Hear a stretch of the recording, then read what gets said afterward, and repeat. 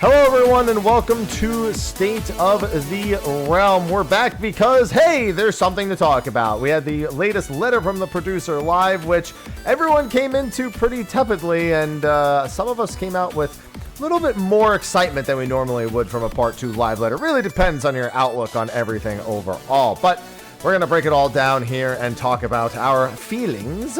I'm one of your hosts, Mr. Happy, and of course joining me is my boy Blue, Sly. Hello. Hello. Hi. Hi. How you doing? I'm good. How you bees? I'm doing good. I've had a lot of stuff on my hands as of late. I've been getting some videos. I've been putting in some work. Doing some time. Yeah. I got a house all to myself for a few days, which means I'm responsible for 7 cats.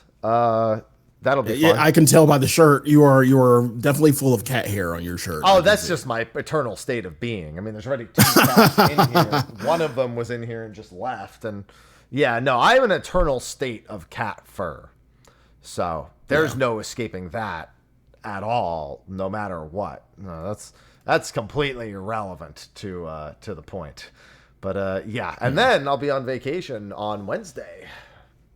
Let's go. Vacations are awesome. I'll be out in the Caribbean for the first time ever. I won't say where, but I will be in the Caribbean. And I'll come back a little. I never. Yeah, you'll definitely have a tan. I can never really get down with Caribbean vacations. My mom, my dad, my parents, like, they love it. All my family loves to go to the Caribbean. I'm like, yeah, just give me either Alaska or Kentucky. That's Alaska is a wild play. But like, yeah, you know what? If I'm not Kentucky, I'll go to Alaska. Go fishing. That is, yeah, sure. That's one of the things you can do there. But you also could fucking freeze. I'm cold natured. I can't stand summer. I'm a summer baby, and I can't stand the summer. I fucking hate summers, especially around here since it storms and takes out my power like every other weekend. Yeah, no, I've been getting used to that myself. It hasn't been taking out the power, but we've been getting, I'm getting used to them southern storms. Every afternoon, I'm like, and downpour. Yep. Got it. All right, perfect. Yep, Thor is a regular here. Oh yeah, he's a regular for me now too. All right, well, we do have a live letter to talk about. Before we do, shout out to the sponsors on Patreon for supporting. Nobody has to. It's optional. We don't have any content locked behind Patreon, behind a paywall. We just don't do that. But if you enjoy the channel, it's always an option. Of course, Steel Series supporting as well. They do have a link. If you have any, by the way, I don't ever say this, but if you ever have issues loading the link, because the link itself is an affiliate link, it means that some browsers will pretty naturally just kind of filter it out because it treats it as something that it doesn't want to open. It doesn't see it as safe. It's fairly normal. I have no issue with it in Edge. So if you're struggling, you might want to try that. An incognito window, I think, also works. There's like one other thing you can do. But that's pretty normal. I know a lot of people sometimes struggle with that link because it's an affiliate link, and then their browser goes, whoa, no, I'm not opening that because there's a tracking. It's got like tracking on it, for example. So yeah, bear that in mind. But they also sponsor the stream, so always consider using the link and using the discount code whenever you can. So that's pretty much the right way to start it. So before we even get to the actual live letter, this week has been a week. It's been a week. It has been a week. It's been a fun one. It has been a week. That's a word. I've had fun. Yeah. Going into the live letter, there was a bit of controversy in terms of opinions. Let's say that. And so I kind of knew, like, the live letter wasn't going to really sway anyone. It wasn't going to really, like, whether you really had a positive opinion about the game so far, or, negative or really fucking negative. It really wasn't going to assuade anyone, or pull anyone from the cliff, metaphorically. It was all in all, it was a solid live letter. I'll say that. It was definitely a solid live letter. it's it still shows glaring issues with, you know, the whole content cadence and a few other things. Yeah. But all in all, like I'm still gonna enjoy the content for what it is. Mm-hmm. It will, in between waiting on content, I will have a chance to get back to 11 and, you know, kind of finish shit on 11. I know.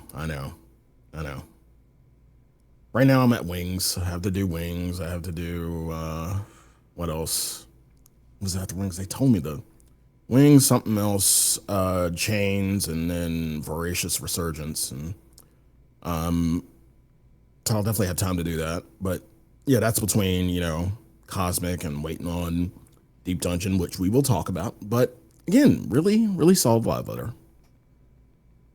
Yeah, I was pretty pleased with the live letter overall. Mostly because I feel like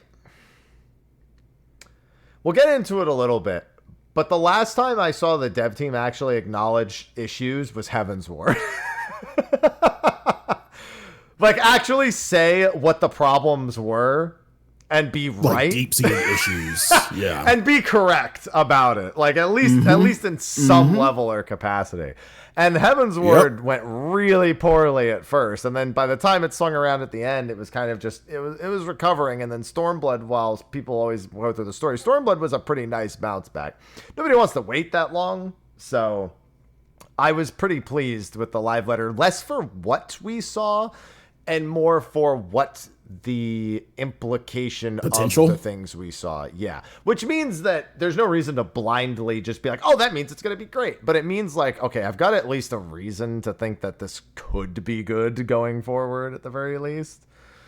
But it's still a matter optimistic. It's optimistic. Like I'm usually fairly optimistic. I just say if I don't like something, I just kind of point it out, but I just gotta be like, hopefully they learn X and Y. Oh God.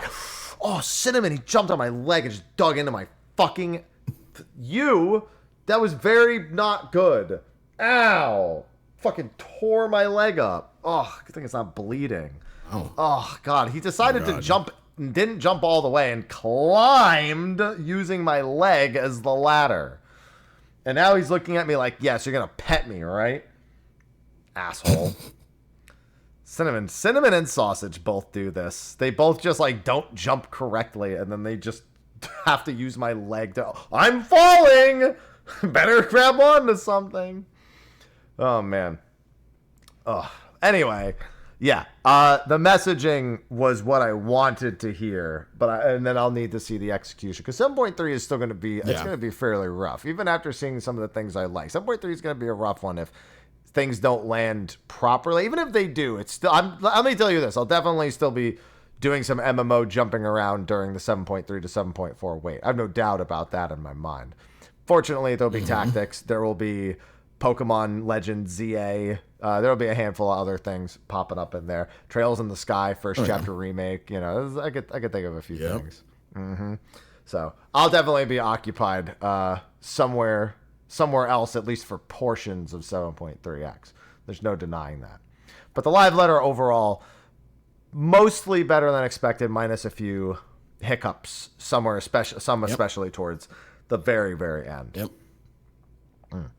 So, without further ado, let us get into that. So first we started with the trailer.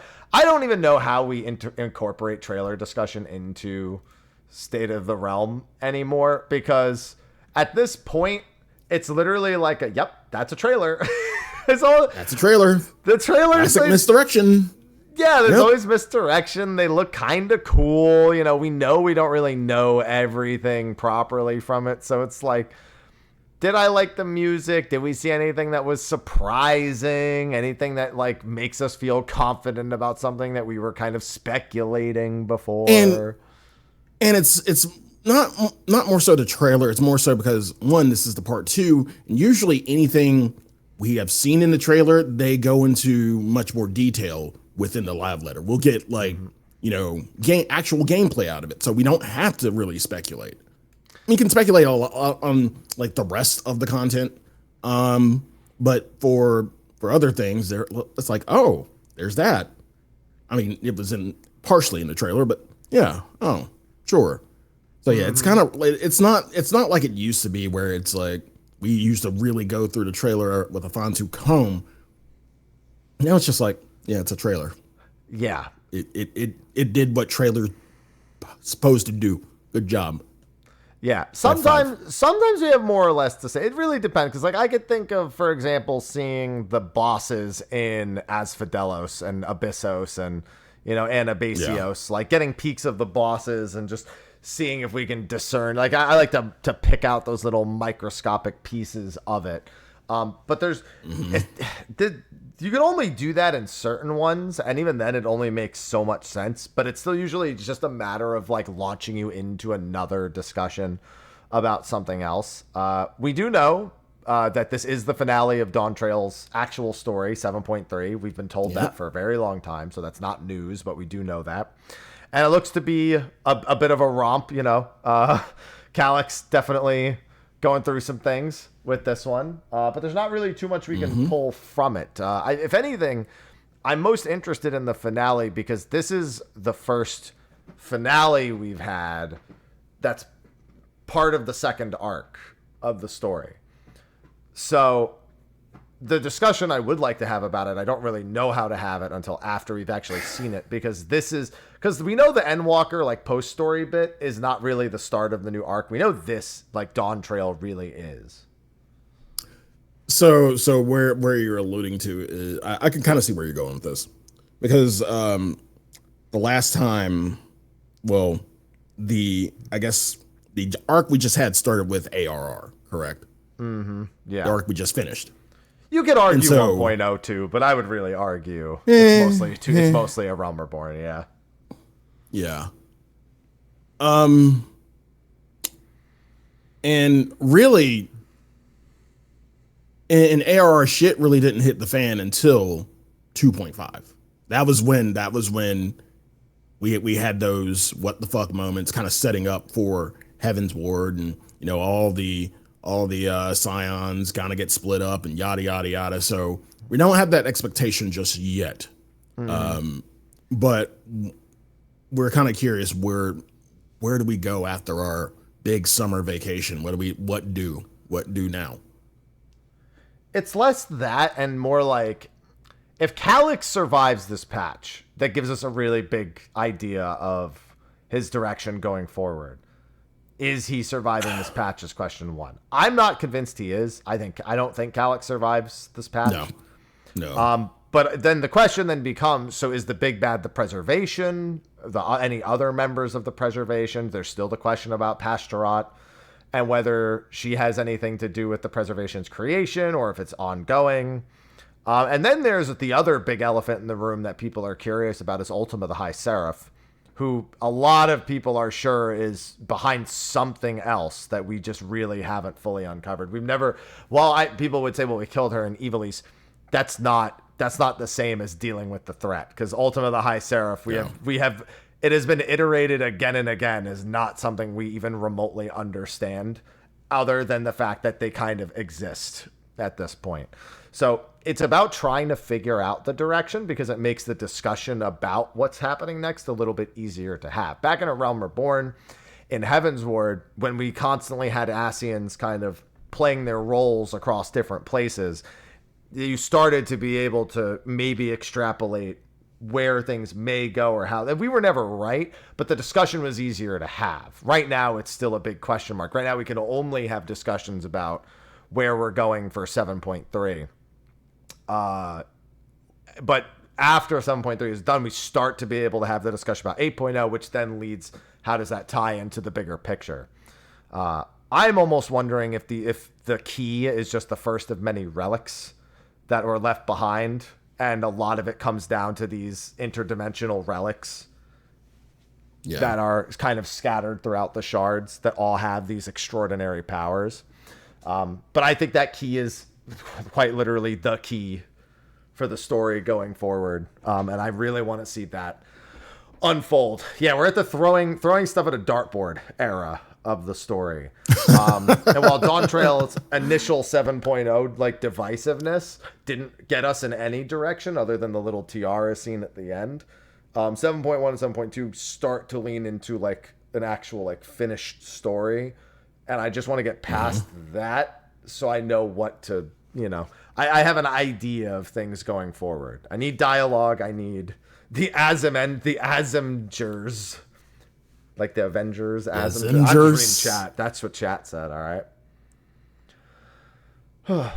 So yeah, that's my excitement, and that's honestly the biggest takeaway for me for the story is just seeing the trailer, is hearing as many dialogue pieces as I can, since everything else is going to get talked about during the live letter itself.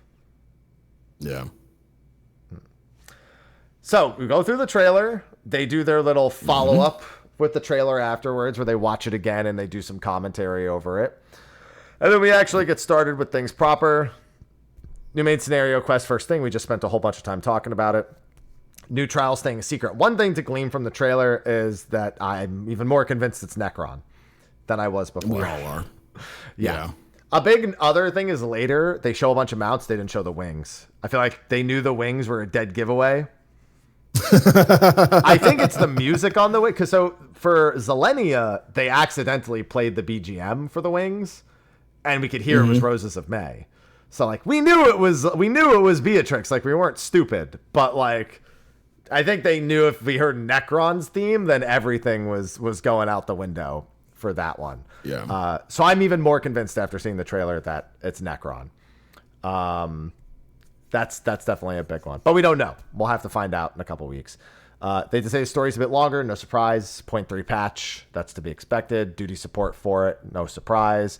New dungeon, new trial, extreme mode for the trial. But then an interesting thing finally happens. Now I'm going to read what this unofficial translation says, but I've gone ahead and read some other ones, so we have a better idea of what's actually being stated here.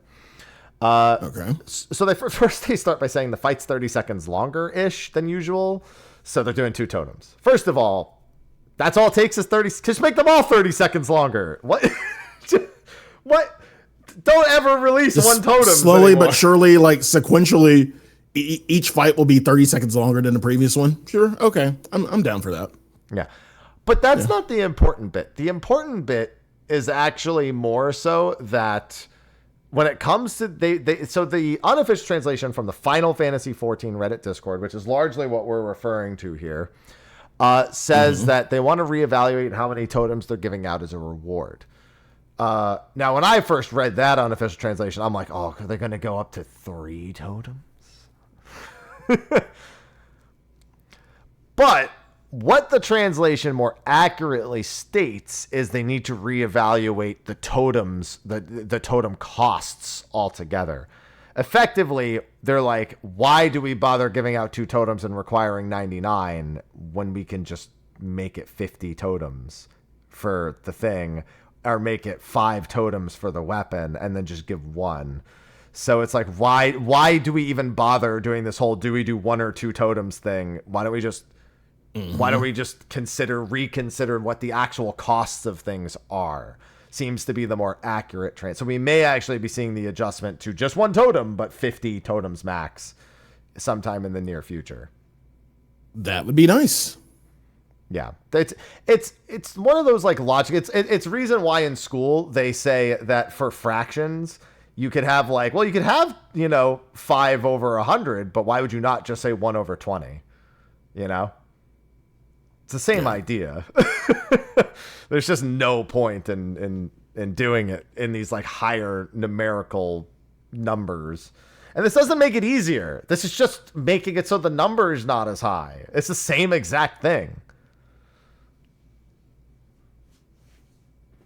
I don't say it doesn't make it easier. It's just less time involved. I mean, I know you're not one to. It's 50 runs all the same. How is it any different? If it's 1 totem per run and 50 runs, they're not saying 2 totems and reduce the cost to 50. They're saying that instead of doing 2 totems, if they're going to keep doing 2 totems, they might as well just drop the cost to 50 and then make it 1 totem. There's no reason to make it 99, or even to make it 49. I don't care. Make it. It doesn't matter. It's just like you might as well just make it drop 1 and only cost 50. There's no reason for that, you know? Just division, fractions. Numbers, exactly. All right, so there's that. We may be seeing an adjustment to the actual. It doesn't affect anything, but just visually may confuse people. No. They re-went over the Occult Crescent updates. I've forgotten what we already have and what we don't have. Apparently everything that they showed on screen is what we don't have yet. So right now you can do the pre-made, but it doesn't give you that exclusive access to an instance. That's what I was told. And I've had people go back and forth whether that's the case. But effectively, the new exclusive instance that then immediately spawns the raid is, that's going to be a thing. The huge quality of life to making Fork Tower way better. I know people have already been making incredible use of the Fork Tower change. They've done their 100 runs for their achievement, for the 100 run achievement already. They just started blasting through runs after this change, and, they were like, okay, yeah, great. We'll just go and do Fork Tower because that's what we wanted to do. Effectively, it makes it as if you had queued into Dilibum Regine Savage. It's the same thing, but just in the instance, which is the best middle ground for something like that. So yeah, there's that. But yeah, now they're going to have the exclusive instance. Right now, it just makes a new instance, but it's not exclusive. Now this one's going to be exclusive until people enter Fork Tower. Then it unexclusives it, so more people can actually join in. What was that? Nice word. Unexclusives it. Oh, yeah, it unexclusives it. Yeah. Yeah. And it gives you the Fork Tower spawn almost immediately. Then they added a whole bunch of quality of life with, the sanguine ciphers, seeing whether or not you've entered one, requiring one for entry.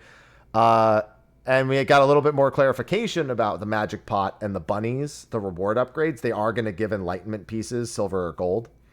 I said, thank God. Yeah, it doesn't really address the actual issue of the reward. Like doing a magic pot and getting materia is still not going to feel better, but you're more likely to actually look for the magic pot's final destination if you don't care if you're missing another fate or a CE or something. That wasn't the issue. Like, the issue is if I knew going in, like, knowing what I knew about the loot table at the time, that made me not even want to do the fucking pots. Like, I just gave it up. I'd just go to the fate or CE and call it a day. Like, I just wouldn't do it. Even if it was on the way too. Yeah, for me, obviously, I wanted the achievement for helping a certain number of, I want to be the pot friend. I want to be the pot pal. That being said, this is a Band-Aid on top of kind of just the mismanagement of the rewards. I agree. Yep. But at the very least, if you are someone who is going to do the magic pot, you may not have to worry about missing the next thing because you are going to get gold or silver pieces afterwards. I think it should have just only been gold. I don't see I'm sorry, let me rephrase. It should have only been silver because that's what other fates and CEs gave. People like it giving gold because not everyone joins parties to farm gold, so they like it a little bit more. So I guess it doesn't really matter, but I would have preferred it just be silvers no matter what, because golds are pretty easy to farm overall. Even if you're solo, they're pretty easy to farm overall. So that's my personal take on that. But yeah, no, for North Horn, they really need to reevaluate the actual reward and not just, gold or silver. Right now, I don't see. Honestly, yeah. Go ahead. I was going to say right now, I didn't expect them to drastically overhaul the loot table for these specifically, but make sure you don't do that next time. Yeah, for the North, I would definitely do that. I'd definitely just shake up the entire loot table, just make sure. I mean, yes, I understand there needs to be a booby prize, quote unquote, but I love boobies. We all do. That's a sound clip. I understand there needs to be a lower tier prize, but I guess just maybe mess with the rates, I guess, because getting ribbons and materia 90% of the time is That's some horrible gotcha. That is some really horrible gotcha. And I've been playing some gotcha. I've been playing some decent gotcha. Those are some horrible gotcha rates. So yeah, really just kind of tweak the loot tables, please. Where's the SSR in this loot table? Carrots, I guess. No, you don't get carrots from those. You get it's the emote. No, not the carrots. Yeah. That's the SSR is the emote. Because yeah, I mean, I made like 10 million gil selling that emote. I'm feeling all right. But even then, like, because of the loot table, like, it kind of made it less worth it to go after it because, you know, everybody had everything pretty much first day, and then that was the problem with Cosmic even more than this. Here's the thing: I can still sell the umbrellas for like 500 to 800K. I actually don't mind some of the loot stuff in there. It's like, all right, sure, I get a white or a black umbrella, absolutely, I'll sell that shit instantly. But then like when I think of running around the map, I get pure white dyes off of the map too, like just running around doing the regular shit. But the thing with Cosmic again is like if you wanted to maximize profits, you had to be on the cutting floor the day of. Yeah, and then because everything fell off other than the dyes. Even the dyes fell off, but like, you know. What's nice about Cosmic though is when Cosmic is like it's completely out of the picture for the majority of people, anyone's still going in there and getting dyes that come only from Cosmic for the time. That's still making money. That's going to be really nice in the future. Like even right now, I was about to say, even right now, some of the things shot back up in price. Gabriel Mark II or Gabriel Mark III that I was getting from, what's it called? From Occult jumped back up too. So like I said, I actually started making decent gil as things like took a bit of a dip. And so that might work out okay in the future. It's just not gonna be. It's not gonna be Eureka. Definitely not gonna make the kind of gil I made in Eureka. That's also because there's just Eureka had logograms. Like I always made tons of gil off of logograms. Everybody made money off of logograms, and I still think you can make a decent amount of change off of logograms. You can. Too. So the protection ones, I think those are worth like 55K each. Every single one of them is worth that much because they're used for a lot of really important things, and a lot of people who run BA frequently use a lot of them. So they can never get enough. So if you get a gold chest, even though Elthers isn't worth nearly as much anymore, sometimes that's fine. You just get protection logograms and you'll get, you may not get Elthers, but you're guaranteed to get logograms. So if you get that, you might still be making some decent money. Eureka does stay winning. Yeah, we love it. Thank you, Stormblood. Then some other things here, they're just kind of rattling off stuff we already knew, and they really did rattle it off, which I appreciated that they actually just went. They just went through it. Mm-hmm. Yeah. They're like, listen, we got to instead of like, and you notice that they didn't do it like on isolated sheets. They just included it on like multiple on one sheets. Yeah. They really wanted to get technology finally, right? Yeah, they were like, we're gonna have in-game footage of Sandoria. We'll have in-game footage of the Bayside Battleground. We'll have in-game footage of the Treasure Dungeon. Saryu's back. You know, there's gonna be chat bubbles. We'll show you that. Duty support for Cutter's Cry. New headgear support. The ability to hide the Viera ears and the Hrothgar ears. Bangs display. Like, yeah. We're done with all that. Yeah, Cosmic will be there. Geralt is also. You know, he's back with the new weapon stuff. Now, we have a very good idea of what's going to happen now for the Relic. And Sly. Okay. That was my first downside for the live letter.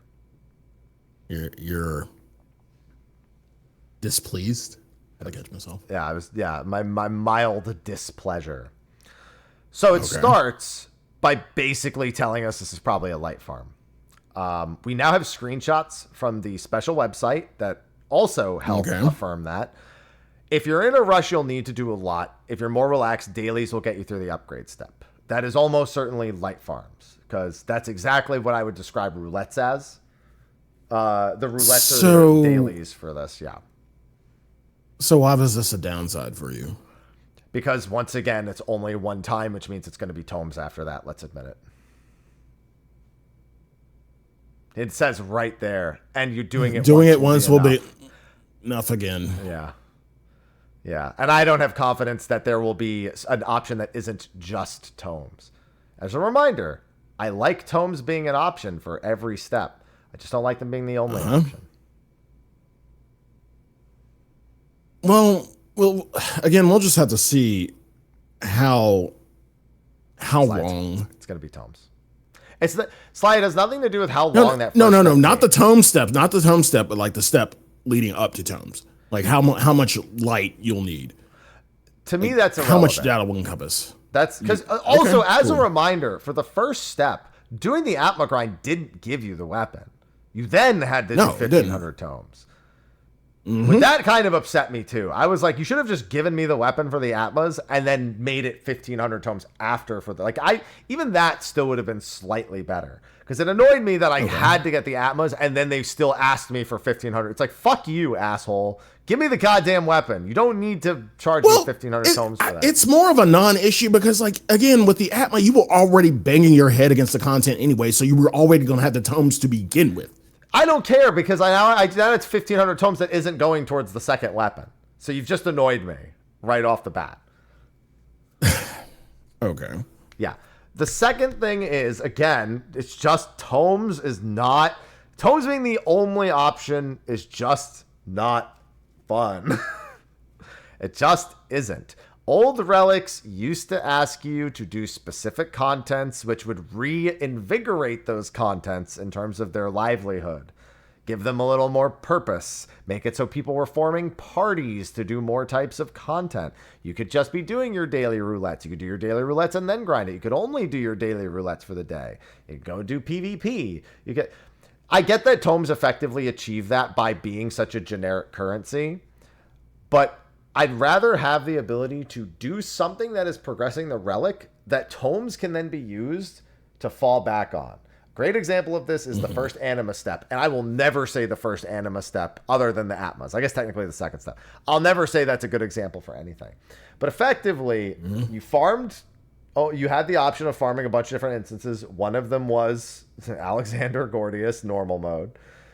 And for every 10 runs of that, you got one item. But you could also just buy the items with tomes. I wouldn't mind if they said, hey, you can farm. Even if they just said you can exchange the swords from M8 normal. Like, what if they just said, oh, you could just, if you don't want to use it for the tome weapon, you could exchange this sword for one of the materials, per week. And then later down the line, when it's completely unlocked, it would be nice. I'd be perfectly okay with that. And then you still have tomes. I want the tomes there. The tomes are great because when you then grind, the tomes speed it up. Like, all you're doing is adding stuff to, like, limit the amount of tomes you need. That's it. All you're doing is making it so you need less tomes. You're still going to use tomes. There's no reason not to use the tomes. Tome options there. Just push it forward. So, the tome option and then the like you said, the normal raids option. Basic.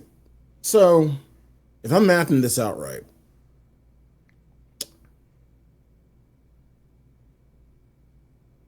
like the option, yes, giving that option, gives you, options. I feel like it gives you options, but yeah, you can basically increase the rate at which you get relics. In the time factor, because again, you have the option of versus, I guess, normal mode pieces or whatever the currency is off of normal mode. So, like, you do enough of normal, you get a relic, and then you probably 9 out of 10 will have then you'll get the tomes from doing normal mode and then buy another relic. So effectively all it does is make it so that if you're doing things you're like speeding the normal modes. Yeah, that's all. Everything I want actually just makes it faster. I don't want the main thing is I don't want them to slow relic progress to make it so if you're only doing tomes, you're fucked. As the number, I don't want that. That when you have 20 jobs in the game, that would be fucking stupid. Do not deliberately make the relic slower just because you have an option that isn't tomes. Don't do that. That's bad.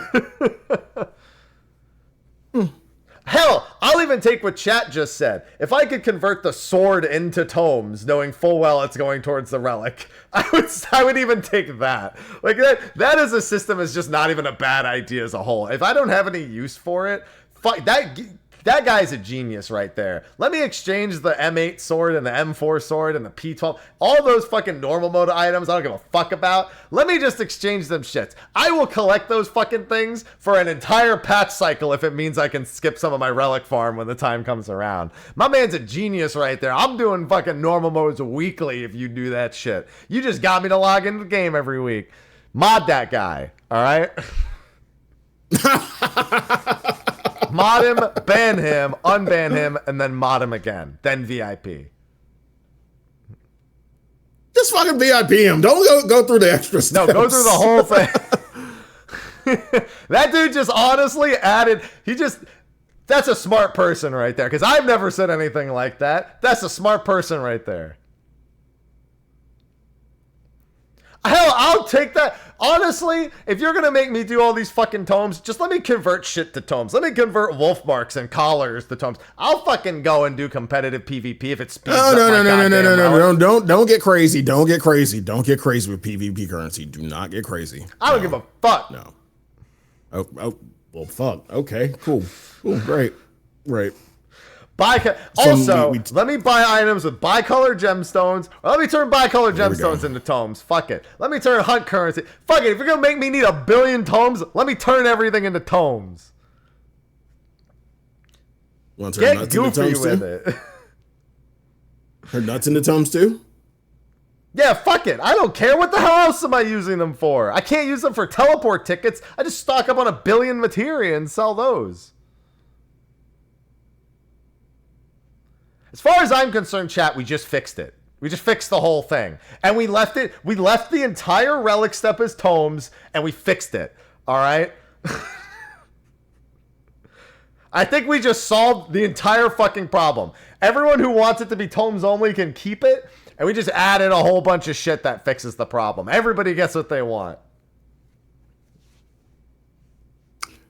Now, how many years until they implement this? Never. Damn.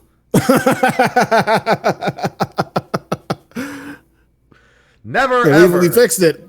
We fixed it. We have the idea. We have the technology. How many years? Never. Okay. Cool. Add Great. tomes to the Gamba boxes from the fucking Grand Company. Just add them. Just throw tomes in those too. Fuck it. Get rid of the fireworks and put tomes in them. Let me turn fireworks into tomes. Yeah, I'll agree with that. I'm okay with getting rid of fireworks. I'm on board with that. I'm on board. You have me on board now. Hey, Rowena, give me my tomes, bitch.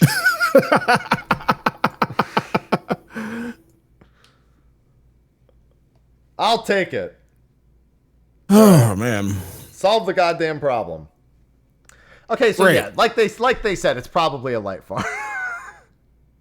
Yeah. Oh man. Hildebrand, the Yaqui, back on top. Yeah.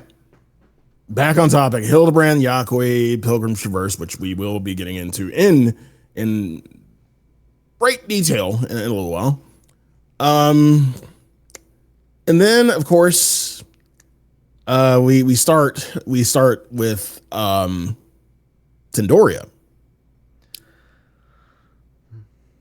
The entrance cutscene to Sandoria. Really good BGM. Really good BGM for Sandoria. Sly. Okay. I have to All know. right. We got the Ronflower BGM here. Were you hoping for bagpipes? Yes. I kind of missed it. I was like, I'm thinking like maybe it's the second part. No, because you kind of leave Sandoria proper after go to Ronflower. Yeah. Yeah. Mm-hmm. So yeah, I was kind of hoping for the bagpipes, man. I don't like those bagpipes. I love them, but I also expected them. So I'll say that. Mm-hmm. I definitely expected the bagpipes. I didn't expect them to jump right to Ronflower's BGM. Then you have the first trash pull, and looks like they're going pretty heavy with the NM references here. We've already seen they did this with the first tier, so it's not too surprising. Basically, every trash pull has a notorious monster from Final Fantasy XI in it. This one is Poison Hand Gnadbad. If I recall correctly, it's been a while. This was the Jujitsuji notorious monster from Davoy. So seeing him in Sandoria, pretty funny. But that is a very popular one amongst the Davoy NMs. Poison Hand, and there's one other one in there that was pretty popular, but he was definitely among the most popular NMs in Davoy. So in terms of Sandoria, probably for the better. There are some in Gelsva Outpost nearby that are really popular, but the only other one that's nearby is in King Ramper's tomb. And it's not even a notorious monster. It's just a monster that spawns at night and people could kill it. True story. I saw somebody buy an account for like $600 to bot the level 10 monster in King Ramper's tomb. And they got banned 3 days later.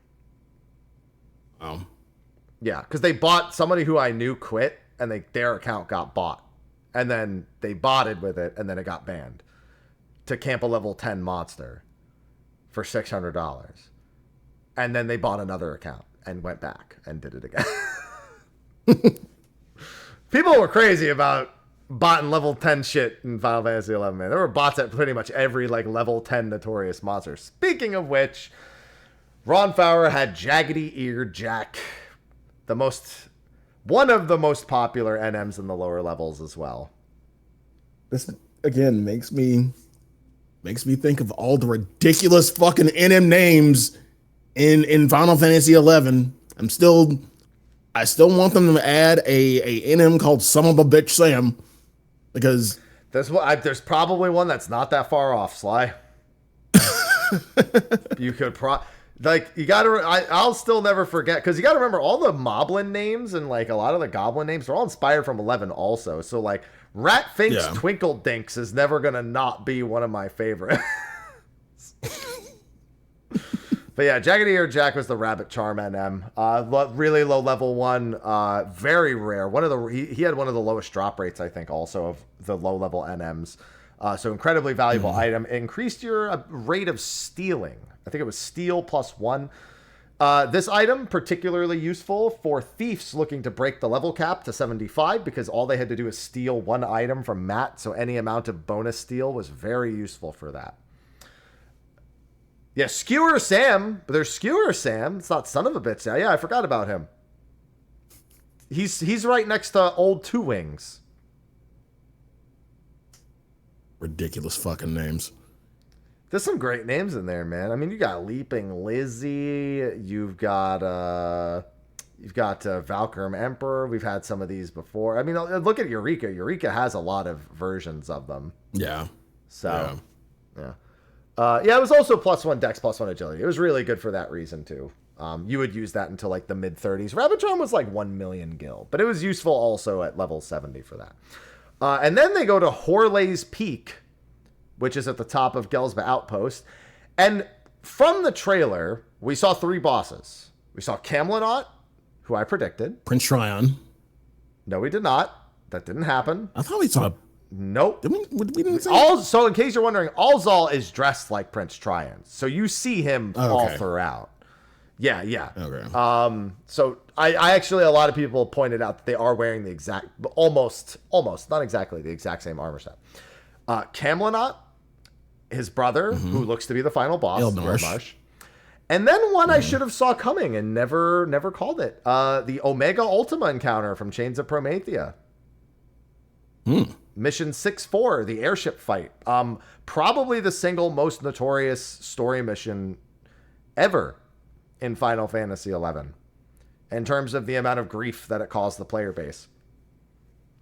And for those who don't know, it is a 3-phase fight with a 45-minute time limit. The first phase has you fighting 5 mammoths. There's just these dudes in like coats. Then the second phase is against Omega, and the third phase is against Ultima. And they all suck.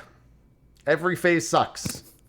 Chains of Promethea made all of their fights suck extra hard, because all of them had items that you could farm to make them easier. So they balanced them as if every person brought each item. So when nobody did, you would sometimes be like, oh, who has the item? Oh, we have 2 of that item. Be like, well, then what the fuck are we doing here? Go get you lazy motherfuckers. Go get your items. If we have 6, we're just going to roll this shit over. They wouldn't. This one really sucked to farm too. You had to go to Soja and farm like 3 different chips, which was not great to do either. I assume the Mammoth's right before will be the trash bowl for that. But yeah, no, that's literally one of the most iconic story missions in all of Final Fantasy 14. It also continues the trend of one fight being from the expansion after the enemies were fighting. Interestingly enough. So the first raid, the Archangels were from Rise of Xylart, but the Shadow Lord and the other fights prior are all from not that. Boyata Tree is that is a Rise of Xylart area, I believe. But that being said, it's really not associated with it like Sky is.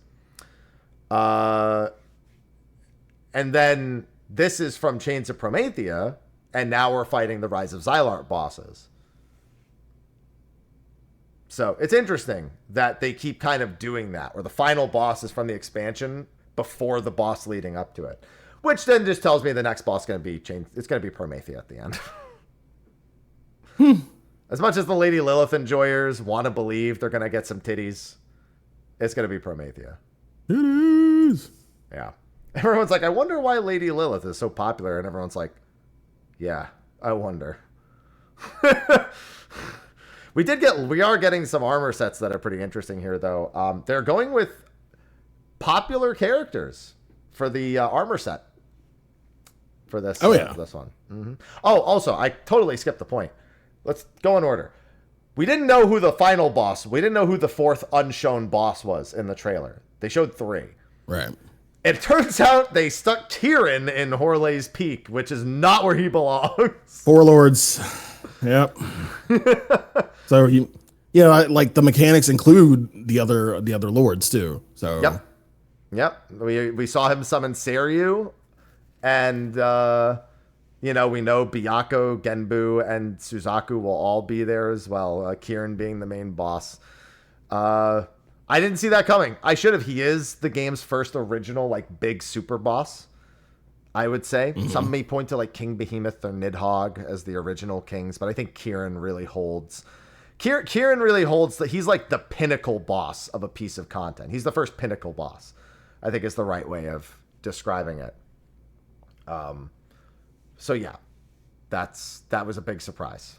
That, in case you're wondering, you fight Kieran in Sky, which is where we fought, which is what led up to the Archangels. You fight him in the palace, but you still technically was there. So yeah, we know all 4 bosses now. And yeah, looking good. Like it. The armor sets were also exciting. Much better than the Archangel sets, I feel. Everybody's raving over the dancer. Yeah, I want to make a small correction. I hadn't looked at the exact details of that set. I kept calling it the Dancer AF. Mm-hmm. It almost is.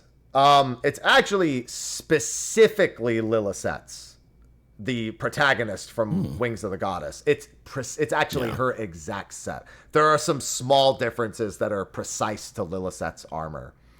But her armor is very closely derived from the Dancer AF. So, yeah, that's a big one. We have Shantoto's outfit, which comes with a little ribbon in the hair. That's going to be the Black Mage one, of course. Then you have Prish, who's going to be the striking set, of course. Yeah.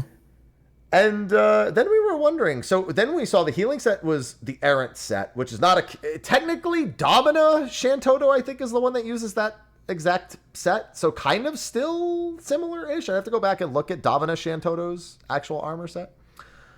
And then there's a version of Lilith's armor that's the Relic set. She never wears that, but it's still based on her set, and it just has the Relic set covers. The last one is Zaid. Mm-hmm. The tank and dragoon set is Zaid's armor with the helmet over the head. We saw it on the special site today. And Zayd's a favorite of mine, so that excites me. I definitely want that armor set, so I'll probably be focusing on picking it up first. I'll probably go tank in the early weeks to try and grab that one. But I think all the armor sets actually translated and look pretty good. So I'm very pleased with what they went with instead of just the different archangels like last time. Oh, I'm sorry, not Domina Shantoto. Domina is the dark one. Sorry. What's the good Shantoto? The good one. We still fight them, but the better one. the less evil one. It's not Domina Shantoto. I can't remember the other one. No, Domina Shantoto is like the major villain of Shantoto's like individual add-on scenario. Somebody's got to remember it. I mean, to be fair, it's one Google away. I just don't remember if she uses the errant set or if she uses another set that just is white. Bell Shantoto? What Shantoto? Bell? Bell? Is that really what she's called? Is she wearing white? Yep. Then it's got to be her. But a staff? Yep. Yeah. Yeah. Yeah. Okay. Bell Shantoto. There you go. Yeah. At the very least, there is a version of Shantoto that does wear a more white-ish robe. But yeah, no, much better armor sets. It makes me really curious for the last set, man. The last set, I know what I want for the last set. What's that? I want the Homam set. I want the... Yeah, Homam. It's probably Homam, but I always called it Homam. Homam. Homam! Okay. That's definitely a big one. I had to do a double check when I heard it. What set? The Homam and the Shira sets are two that I definitely want. They actually come from Omega and Ultima, funnily enough. So those are two sets that I actually really want to see. And since we have Omega Ultima here, it's not, I guess, too far-fetched. We got Prish before, and then Prish's armor here. This is another one of those raids where there's really no way they can put enough armor sets in to please the 11 players. There's just... The funny thing is they're not even using, like, traditional 11 sets that people wore in 11. They're using iconic sets from characters. So it's a really tough middle ground. Yeah, Homam gear did have the nipple on the top of the head. That's a little unfortunate. But, we could use some nipple helmets.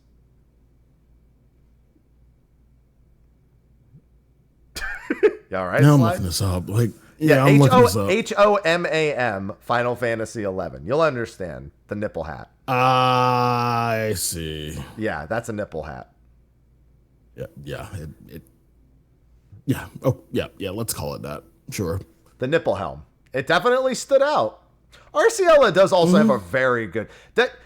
Here's the thing. There are some other sets from the other characters. I think Offmau's set is pretty decent. Arciella's set is very good. I bet a lot of people would like Arciella's set. I think Aldo's set would also probably look really good. There's a bunch of decent ones. Here's the thing. Final Fantasy XI's main villains often wore stuff that the character couldn't wear in any capacity. Whereas some characters like Shantoto or like characters around the cities often did wear things we could get or something close to it. But, yeah, so maybe that's why they're going for it, because they're actually a little bit more standoutish.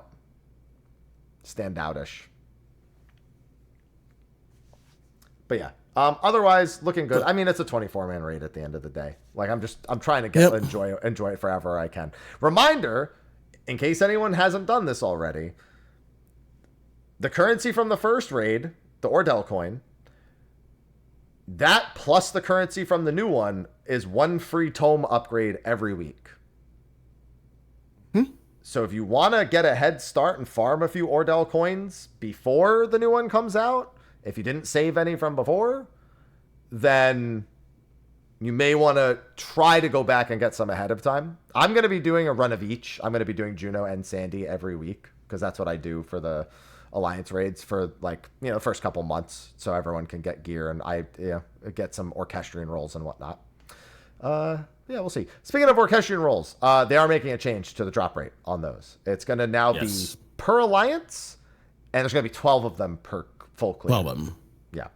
So 3 from the second boss, 3 from the third boss, and 6 from the final boss.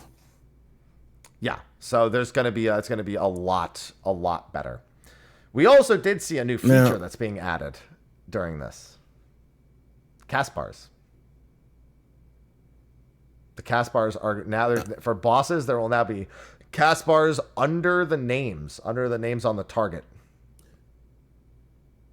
Now, how did you feel about this? Because I thought this was more of a non-issue for me.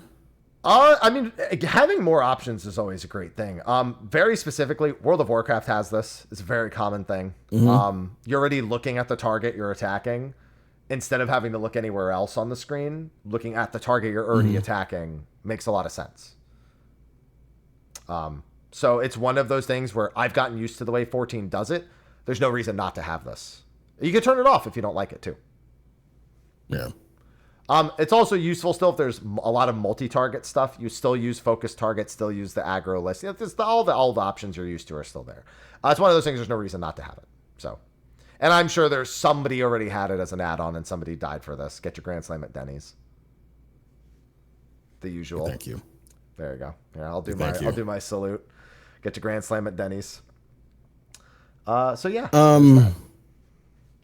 So yeah, after all that, after they showed the Sindoria gear, there was one other piece of gear he showed real quick before he moved to this is what I like to call the John Cena glamour. Like, you take away the jacket, what do you have? You take away that like baggy ass jacket, what do you have? You literally have John Cena. I was gonna say that looks more like some Kingdom Hearts ass outfit right there. That's some. That's John Cena. That's some the world ends with you shit right there. All he has to do is just, and I'm like, yeah, that's my boy. That's my boy. But wait, Sly. Why is he holding a blank white sheet of paper then? I hate you. I hate you so much. What do you mean? I mean, I don't get it. But then, if he wanted to show us the armor, why is he holding just a blank white sheet of paper? I hate you so much. Do you still have my Christmas card around? Where is it? yes. It's in the attic somewhere, but yeah, I still have it. All right, good. That was it was weird because they didn't show all of the armor. They just didn't show Zayd's armor set, but then they just showed this, and they're like, oh wait, that's for PvP, and then they moved on. They moved on to PvP. Damn. So yeah. So PvP. Series 9. Not season 9, series 9. Series 9 will begin. Change the name. We are getting some adjustments to actions. Added items for exchange. With trophy crystals. Hey Sly. And of course what's up? You know what else they could do with trophy crystals? Let us exchange them for tomes. Yeah, I knew that was coming. I walked right into that one. And then, of course, the new arena, the Bayside Battleground, which they kind of got into a little bit after this. They did talk about the addition of the Omega and Ultima tiers. They talked about that the last live letter. They are now adding the ability to register for casual matches with a duo party. Yep. They're starting with just 2. Really they said that they may increase the amount because they've seen requests for more than that. So they're like, let's start with 2 and we'll go from there. And good luck with that. What's interesting is that they seem to think the new ranks will improve matching for later down the line.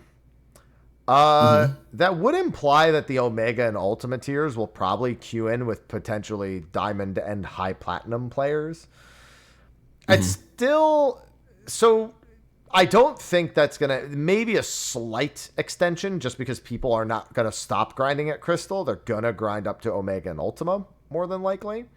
So, they're forced by nature of their desire to reach the highest rank to play longer. Thus... extends the life. I don't think it's going to help for as long as they think. And I also think the bigger problem is getting out of bronze, silver, and gold and into those higher ranks more so than that. And I'm not saying, listen, I'm going to be honest. If you're stuck in bronze, silver, or gold, it can't always be. I say this with every game that has a ranked system. You can't always be your teammates are bad. That's not the sole reason. All right. It's not helping, but there's a reason why some people make new characters in games and climb out ultra quick. It's because they play really good. Just saying. But I actually think that's the bigger problem is that and keeping people in bronze, silver, or gold isn't tempting enough at this point. That for me is the toughest thing. But it'll help a little bit, at least for the higher ranks, mostly. I think that's all they care about. Fuck it. Another small / medium / quality of life. The timer, there's now a timer for when the medicine kits appear on the field. So instead of just waiting around and hoping and praying for one, you now see the timer for when it will reappear. Yeah. Good visual clarity. Pretty decent. Yeah, I like it. Yeah, you can play around the timers more easily. That's always a good thing to have. You want people to feel like they can make more informed decisions without add-ons. There were add-ons that were tracking the timers on those, just so you know. They also made a change to Purify. The recast time has been reduced from 24 seconds to 4 seconds. The MP consumption has been increased to 2,500 from 0. And the resilience effect duration has changed from 3 seconds to 2 seconds. That's a very significant change. Yeah, they said they wanted to change the balance with this one. Yeah, that's a pretty huge thing. Purify going down effectively is a giant kill that person button at the moment. Mm-hmm. You know they can't save themselves. Like, at best, they purify into a guard, and that's as good as it gets. This actually may give you hope, but the exchange is that you're effectively giving up 1 heal every time you purify now. So you can't purify and then heal. To be fair, you didn't usually purify and then heal 4 times. You purified, immediately got killed, and didn't get to heal a single time. More often than not. Or you purify, resilience goes off, and now you get mobbed and killed. So this isn't a be-all, end-all. We're going to have to see it in conjunction with the actual action changes.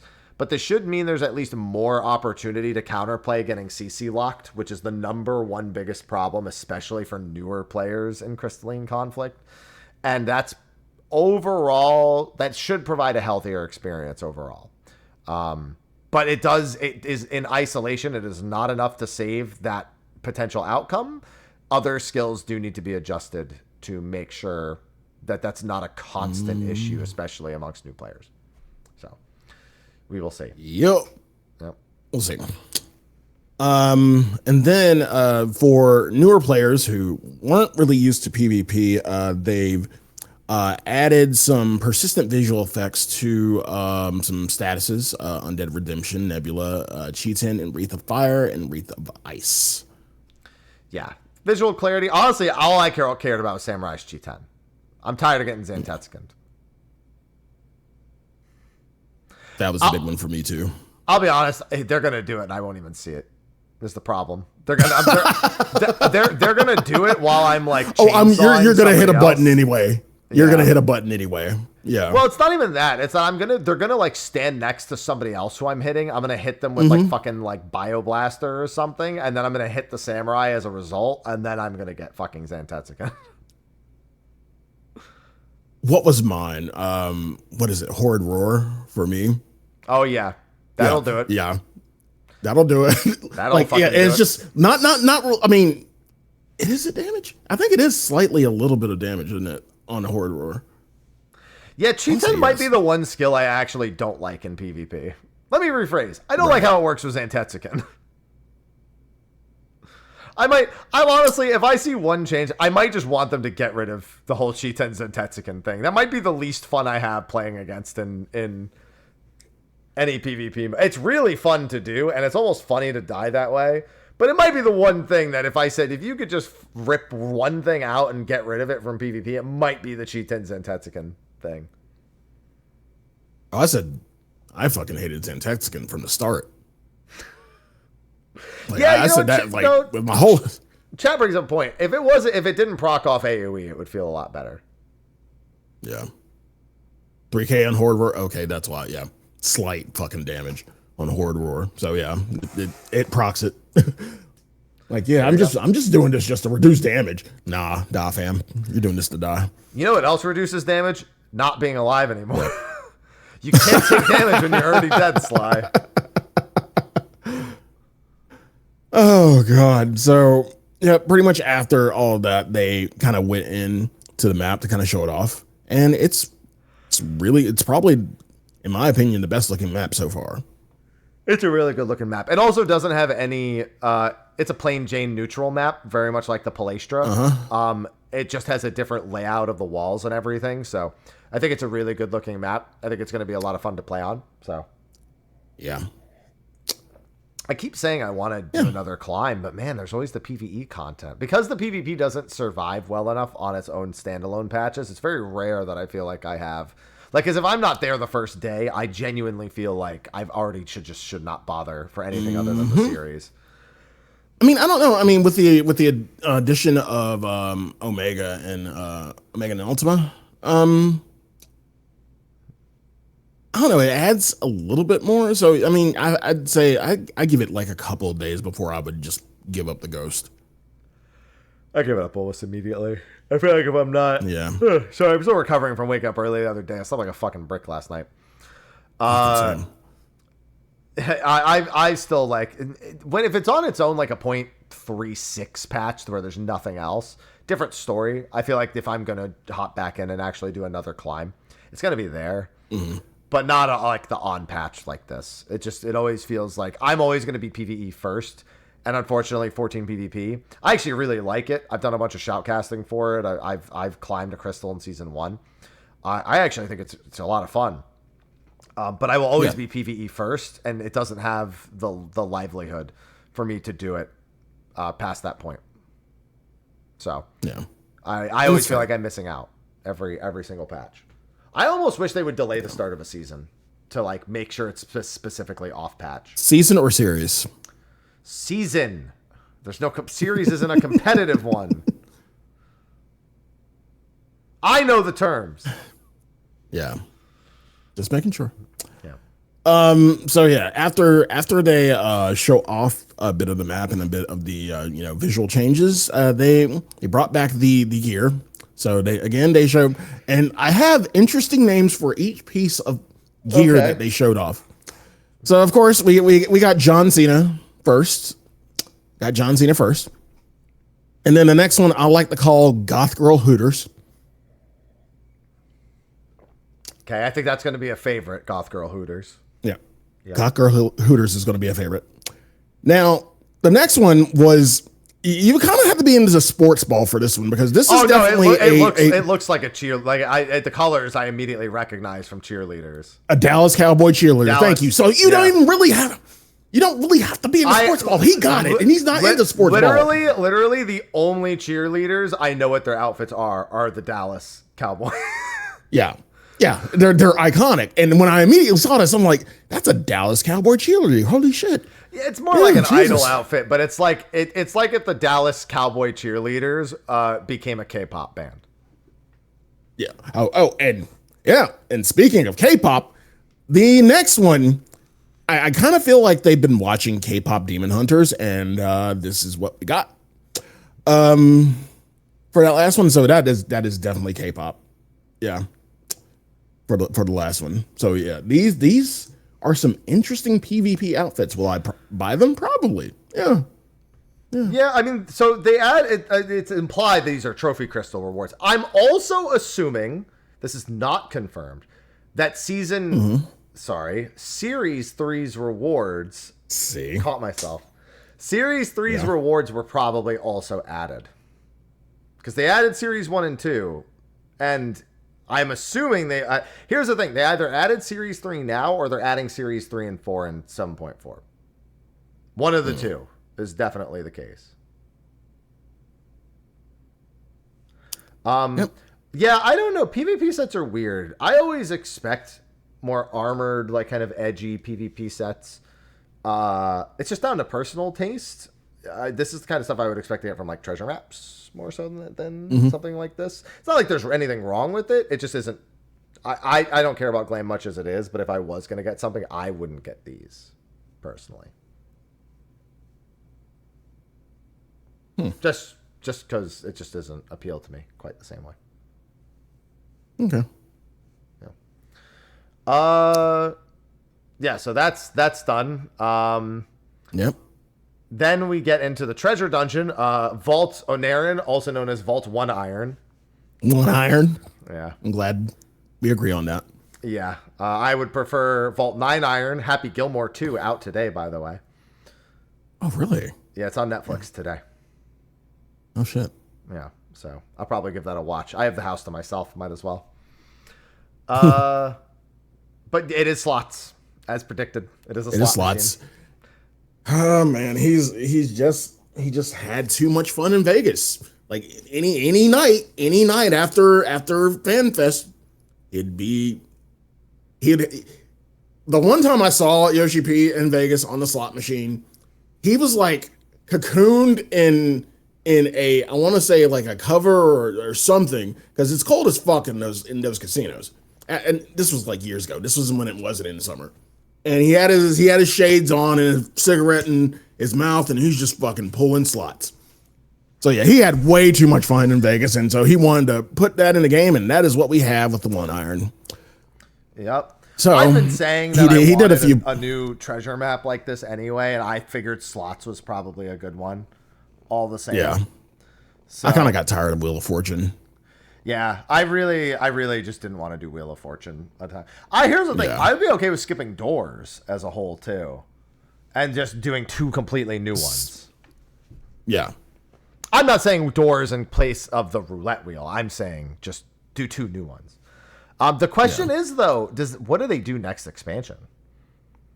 Because do they now just do slots again, or? Like I think they are going to replace the Doors and then do. Okay. What else? What else is in Vegas? Because we have a roulette wheel, we have slots. Dude, I'm waiting on Pachinko. I'm telling you, man. Plinko. Oh yeah, it has to be Plinko. Yeah. I'm waiting on either that or a fucking crane game. I don't care, man. Just. Oh God. Yeah. Uno. No, I don't think it's going to be Uno. No. Squid Game. There you go. That would be a weird treasure map. It would be interesting. It would be more like, I feel like that would be more like what's it called in the Gold Saucer?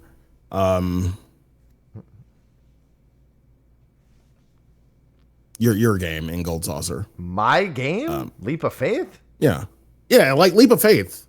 There'd be some Leap of Faith bullshit, and then you had to do something else and do some red light, green light, and some other shit. Yeah, still waiting on Air Force One Extreme. Still waiting on it. Huh? Every time I do it, I'm gonna pull up my old Nelly CD. Just stomp them in my Air Force Ones. We did kind of have Squid Games in the form of fucking Fall Guys. Yeah, that's probably coming back at some point in the near future. I imagine that's coming back soon-ish, but we'll see. But yeah, so yeah, slots. He did a few pulls. He did a few pulls of the slots, and he said, "Let me show you the kind of luck I have." And like first pull was I think I can't read the translation, but I guess that was he got a small. Yeah. And then he does a few more, and then the last one, he's like, "Yeah, like no, this is real. I didn't do anything. I didn't have any God mode on. This is real." And he gets the large.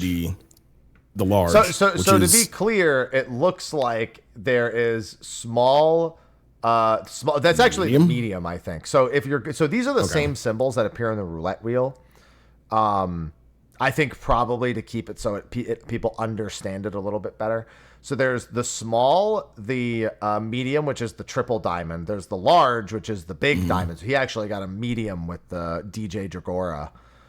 I'd assume the treasure chests are either the exclamation marks or the silver equivalent.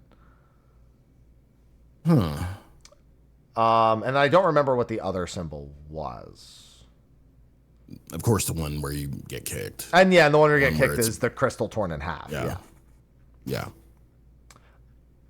So interesting thing about this, is there are at least 2 M6S / Final Fantasy IX monsters here. In the trailer, we see golden gimme cats, which is going to be the like gill one. So it's gimme, gill, meow. As soon as I see them pop up, I'm like, gimme, gill, meow. And then we also see the friendly ghost from Final Fantasy IX in one of his one of the monsters that he kills. Now, because of that, I think I know where one of our mounts is coming from. Yep. That is correct. Yeah, I would say here. I would definitely say here. Yep. For that. So, yeah, I think it's going to be, it's going to be where you get 3 of the item and then exchange it kind of deal. Yeah. You know? Yeah. But I'm almost certain that's coming from here. Now the glam is strange from this. It's prom? Like, yeah, it's like prom outfits. Which, you know, as long as people buy it, I guess I don't really give a shit. Yeah.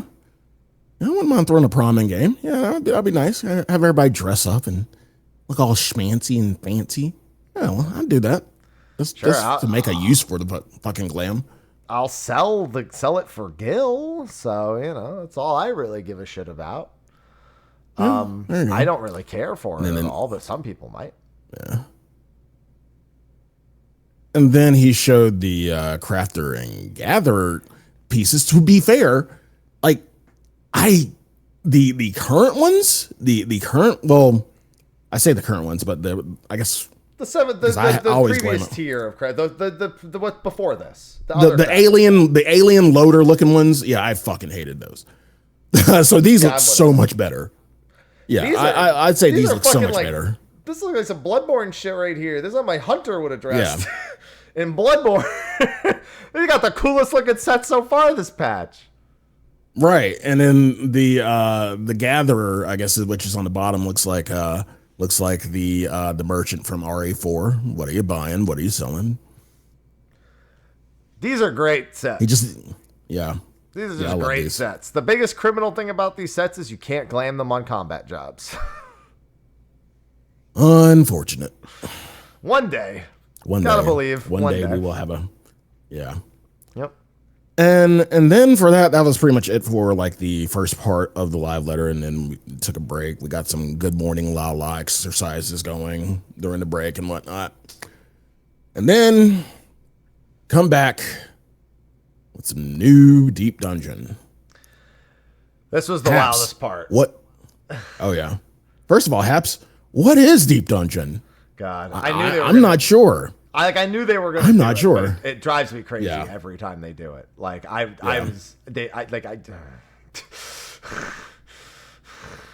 sorry, I accidentally closed it very briefly. It's yeah. So here's the thing. Let's rewind. At the start of the live letter, they very specifically said there's a lot of changes to Deep Dungeon. So we're looking forward to talking about that part. And I'm just like, okay. Like, I was ready to be so lukewarm about this, not because I don't think I'll have fun doing Deep Dungeon, but because after Eureka Orthos, I was more weary than excited going in, because Orthos had a host of problems, so many, and that's fair. Yeah, but he actually started this kind of fundamentally discussing the problem with their content design. Which was not expected. Yep. As per the translations, basically saying, you know, we've been working on this game for a long time. We have like we like to do things a certain way. You know, we do alliance raids on odd numbered patch, savages on even numbered patch. You know, then we added ultimate in. But basically, we were just deciding that, you know, this content's for this specific person, and if you're not that specific person, then this content's not for you. And so they basically said we predetermined who gets to enjoy what, instead of trying to make things so that there's a little bit more appeal. So he even said something I've been saying for years now: if you're not a Savage player, then even numbered patches suck. Suck for you. Yeah. Suck. And we've had this conversation so many times. Hell, it's been a recent conversation of ours, like in talking about like where, you know, there's something for everyone to do, but certain people right now, a certain demographic eating real fucking good. They've been eating real good for a long fucking time, and that would be hardcore players. Yeah, and keep in mind, eating well relative to the fact that we've had a lot more content targeted at us. Not necessarily that we've spent a lot of time. Like Criterion, for example, a lot of people cleared it once and didn't do it, or didn't do it at all. So even though they released it for us, it still missed the mark, and they did it 3 times, which is rough. Right. Chaotic, I'd say mostly worked out. It has over 100,000 character clears. I haven't checked what the number actually is as of late, and I suppose I could. But not as successful as I think it could have been. I think, again, I said it when Chaotic came out, the body checks shot the target way too high, and thus it couldn't appeal to the same demographic that Extreme Trials did. But yeah, I'm actually kind of curious. But yeah, there's been a lot less content that's generally for every player, or at the very least might overlap with more demographics. It's why I said like Occult Crescent coming out in 0.2x when you've now had a Chaotic, an Ultimate, 2 Savage tiers. Like, yeah, you put Cosmic out a month before, but you waited until this patch until there was basically anything to do if you weren't a raider, or if you weren't achievement farming or doing fates or like working on one of the like longer term things. And that's why they need to move things like that earlier into the expansion. That's why I thought Chaotic coming out when it came out was not a good idea. Even if I did like it, I just didn't think it was released at a good time. And I still stand by. Yeah, I see 114,000 character clears with what looks to be like 60,000 players who have at least some progression on it. Something in that range. So, yeah, this point kind of is basically saying like, yeah, a lot of it. He very specifically states like, if we had 10 new types of content, you might have like one person likes 3 and like another demographic likes 3, and some people are gonna like 4 to 6, right?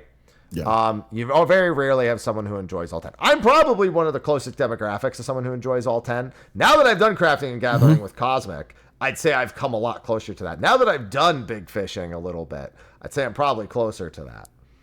But not there all the way, but closer to it. You're getting there. You're getting there. Yeah. He says there does need to be extremes. There needs to be super casual or ultra hardcore content. He's not saying that everything should be for everyone. He's not saying, oh, ultimates, we're going to add a fucking normal mode. He's not saying that. He's saying that fundamentally they want to make sure that if there's 10 new types of contents, they can aim for somebody to want to do 7 of them. Right. And among the remaining 3 is like ultra hardcore or super casual content. So all that being said, when he said all that, and there's the slide talking about Pilgrim's Traverse, and the statement is a deep dungeon for everyone. Oh, that was a slide. We just said all about like the design philosophies and everything, and how, you know, not everything is for everyone, and that's fine. When he said that, when he put that slide up, I'm like, we've gone through this. We've gone through this so many times. Usually, when you try to put a piece of content that is for everyone, it usually ends up being for no one. Everybody fucking hates it. So that kind of worried me when I saw that. I'm like, oh, fuck. Okay. Yeah. So where is this going? Now, where is this going? Where is it going? Well, I was immediately thinking like, here, I'm so afraid for people who are dedicated deep dungeon players. Because here's what I was like, okay, everyone was going to go in, going to do it. I feel like a lot of people were going to, like, before we knew anything, my thought was, okay, whatever they're doing, a lot of people are going to try it. It's going to sound really good on paper. A bunch of people are going to do it. When they're done doing it, it's not going to be fun for the deep dungeon people anymore. Now no one's doing it. Mm-hmm. Yep. That was my immediate thought. Yep. That may not be a problem. They may have figured it out. We'll need to see the results. But given what they said, they may have figured it out. So they keep going and explaining what a deep dungeon is. They do that so they can point out what they're doing differently here. Like, oh, you start on a floor, and then you go to the boss on the 10th floor, and then you exit, and then you do the next 10 floors. Stuff the majority of the community knows, and I guess more for that reason, and then for, I guess, the newer crowd who hasn't seen a deep dungeon yet. That's fine. Yeah. So, yeah. They showed off some bosses. They showed off a Pride Bush. They showed off, Trio Mega, who's looking very upset. Yeah.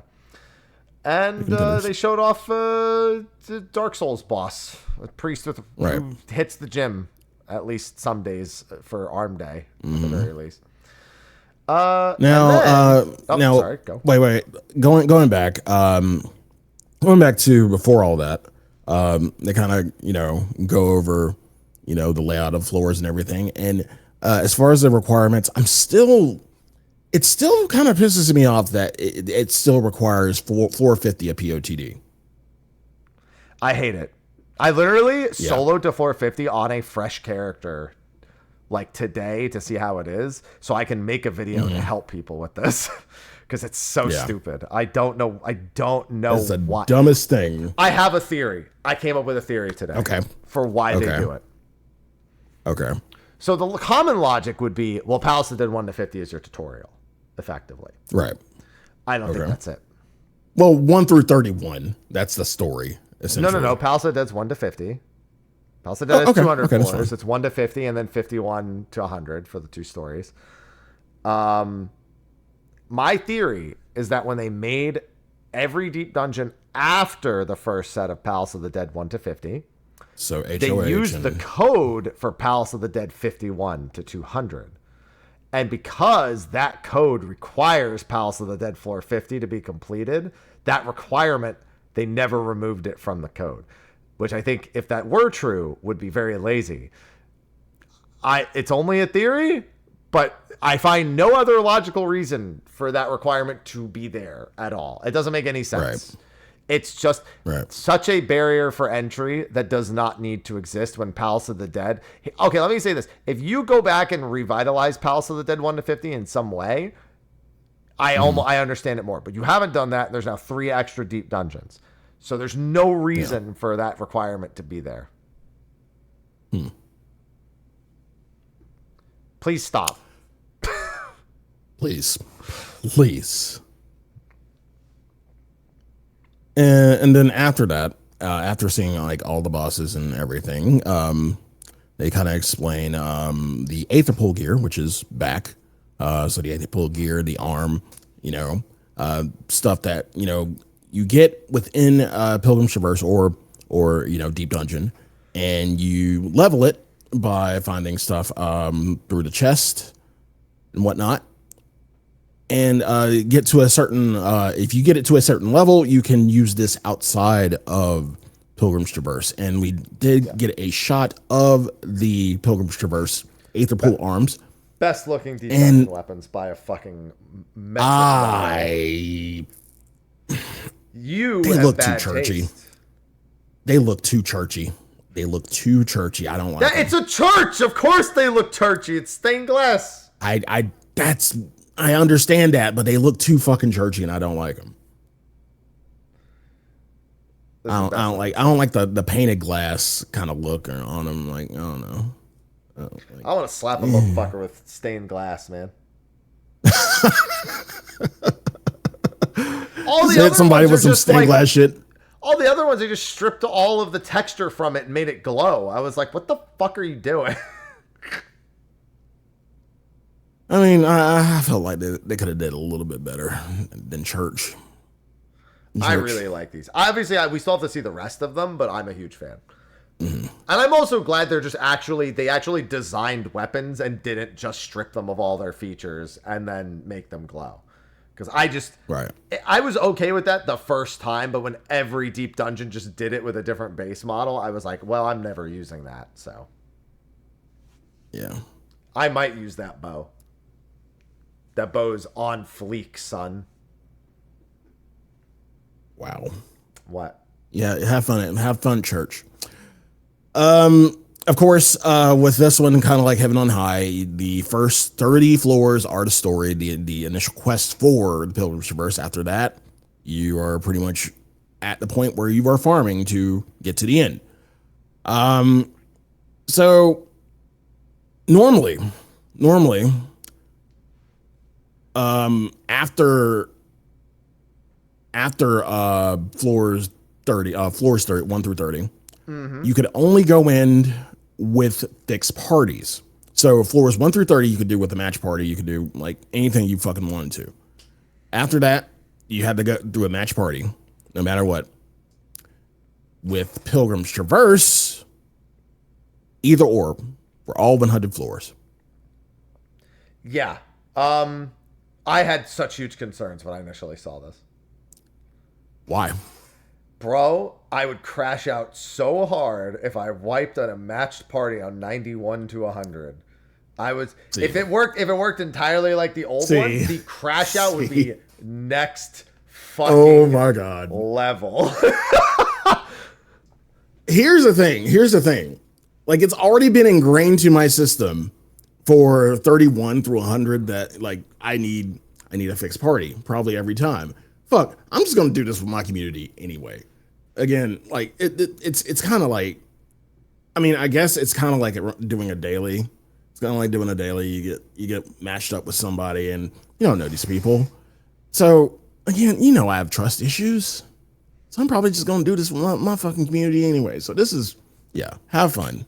If you want to do match parties, if you want to risk it for the biscuit, by all means, feel free.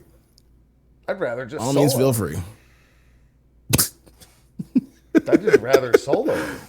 Having three extra pugs is not a. That just makes it harder for no Pretty reason. much. Now keep in mind that's how I felt before we saw the rest of the slides. Not how I feel now. Because that was not the only change that they made. Right. So of course, like from T31 onwards, like you get the bosses every 10 floors, and it increases with difficulty. Kind of getting towards savage difficulty towards the end, I would say. If I wouldn't want to compare it directly to Orthos, but Heaven on High, POTD, I would say it's safe assumption. So we see some other bosses. We see a Sabaton, a fucking that Sabatender. I'm calling it the Yoshi P Sabatender because it's blinged out like Yoshi P would be. That's what his fucking wrists. Yeah. That's what his fucking wrists look like half the time, right? He's got gold gems, a mustache, all of that. Just and then what looks to be a really fucking yoked out mind flayer. It's Cthulhu Rot. Cthulhu Rot. That's Cthulhu Rot. Now, huge change. And I'm kind of curious to hear your opinion about this one. So from 31 onward, if you had a party wipe or you just died solo, you would had to start from either floor 1 or 21. Yeah. After a party wipe. With Pilgrim's Traverse, we now have breakpoints after 1 and 21. Yep. So you can start from 31, and then you go up, and if you go past to like 51 to 60, and you wipe there, you will start from 51. You can start from 51, and then after that, if you make it to the 71 to 80 and you wipe anywhere higher than that, you can start from 71. Now the matched party thing doesn't make me want to crash out. But okay, so the big question is with this in regards to the achievement, will you have to do a full clean clear with no restarts, or will it take this restarts into consideration? For solo, it's implied that you do. Well, it's implied you need to start from 1. So scoring. Yeah, that's what I'm thinking. Scoring runs, they've already said you have to start from floor 1. Now, to be clear, for a scoring run, as soon as you die, your score is calculated and reset. So if you were to wipe, your score is like you just give up and start over. While they don't outright say that you need a flawless 1 to 100 run, the final slide they show basically is saying that the solo challenge run still exists, which would imply that if you actually want the necromancer / lone hero, whatever equivalent title, yes, you do need to flawlessly do 1 to 100 and start over if you die. So while you could checkpoint if you just want to solo in general, and checkpoint if you want to practice a set of floors, which is a really important bit, then you can do that.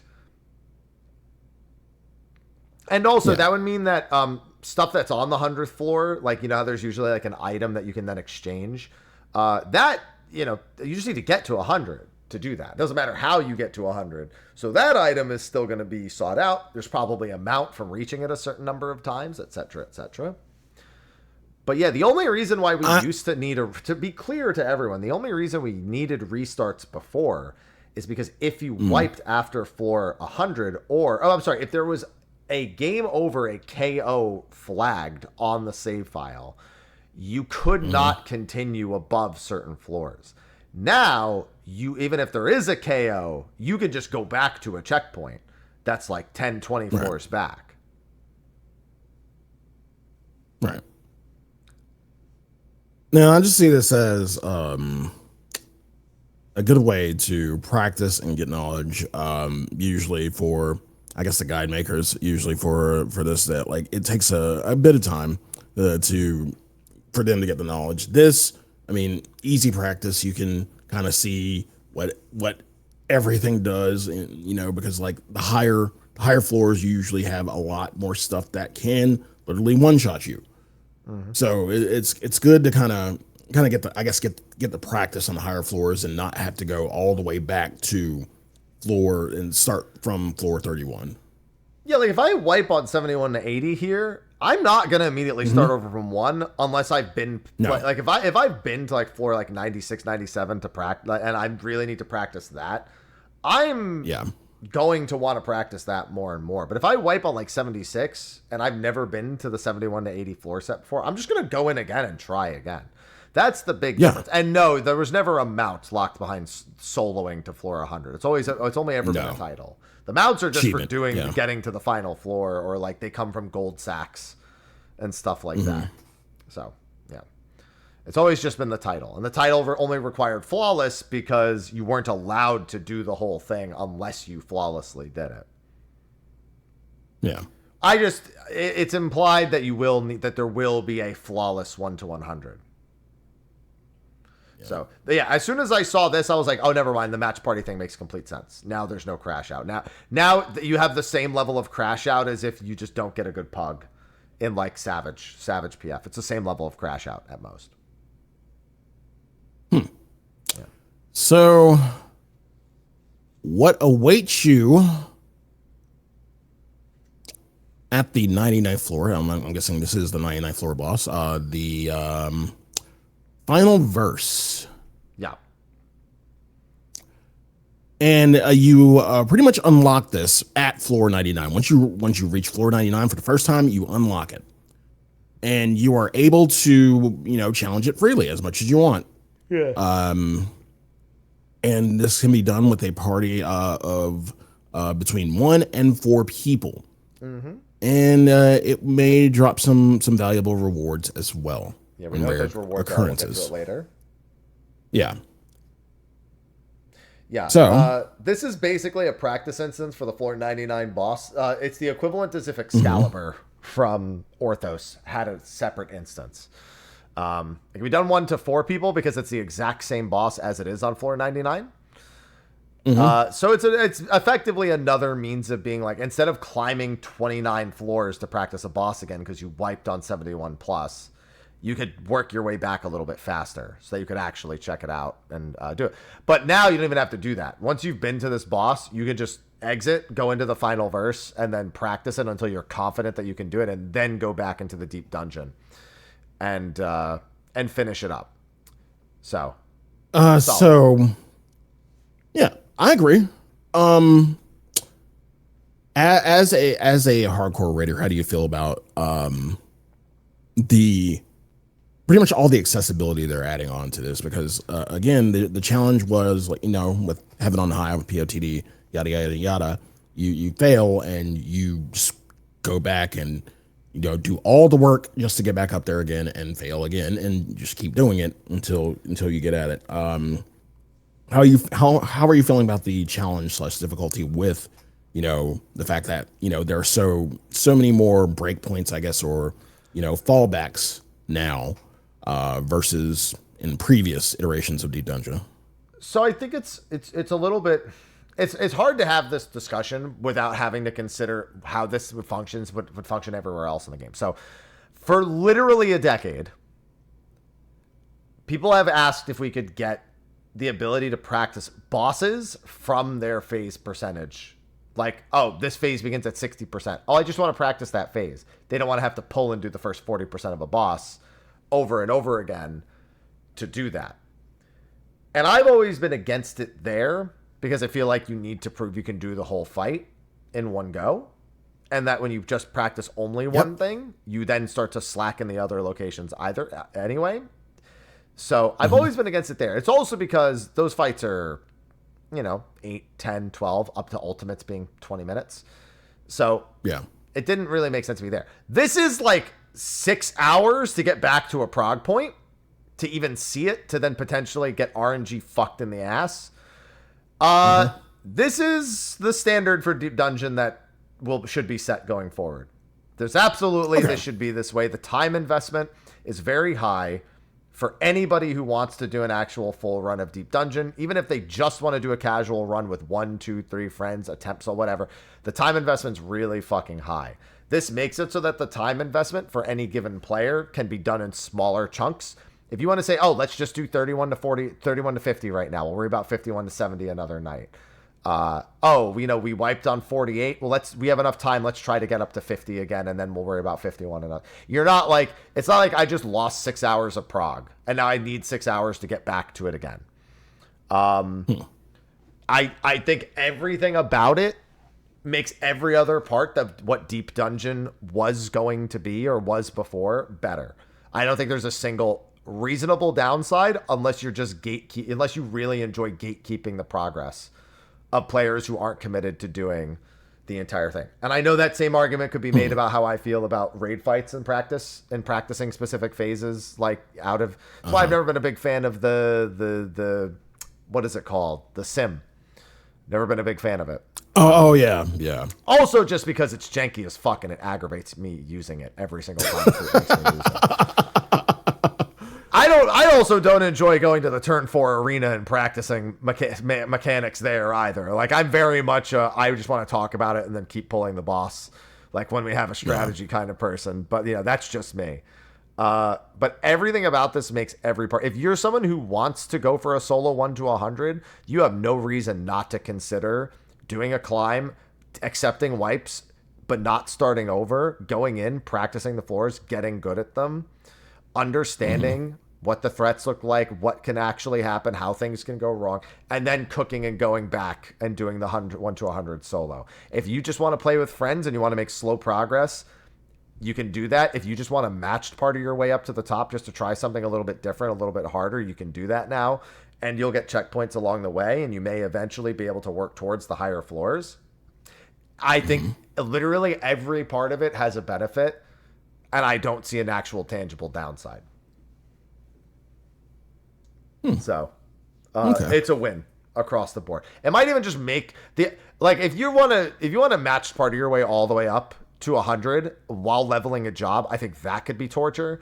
I think most people will probably stick to 21 to 30 if they just want to level still, and I think that's smart. That's basically the leveling floor set. But yeah, no, it's a win. I literally I don't see a real downside, in all honesty. So pretty positive for I guess hardcore raiders and who are looking for a challenge in whatever regard. I'm not even thinking about me as a hardcore. I genuinely think this is like the gold standard of something that should get people into wanting to do Deep Dungeon. And they even said they might retroactively go back and do it to the old ones.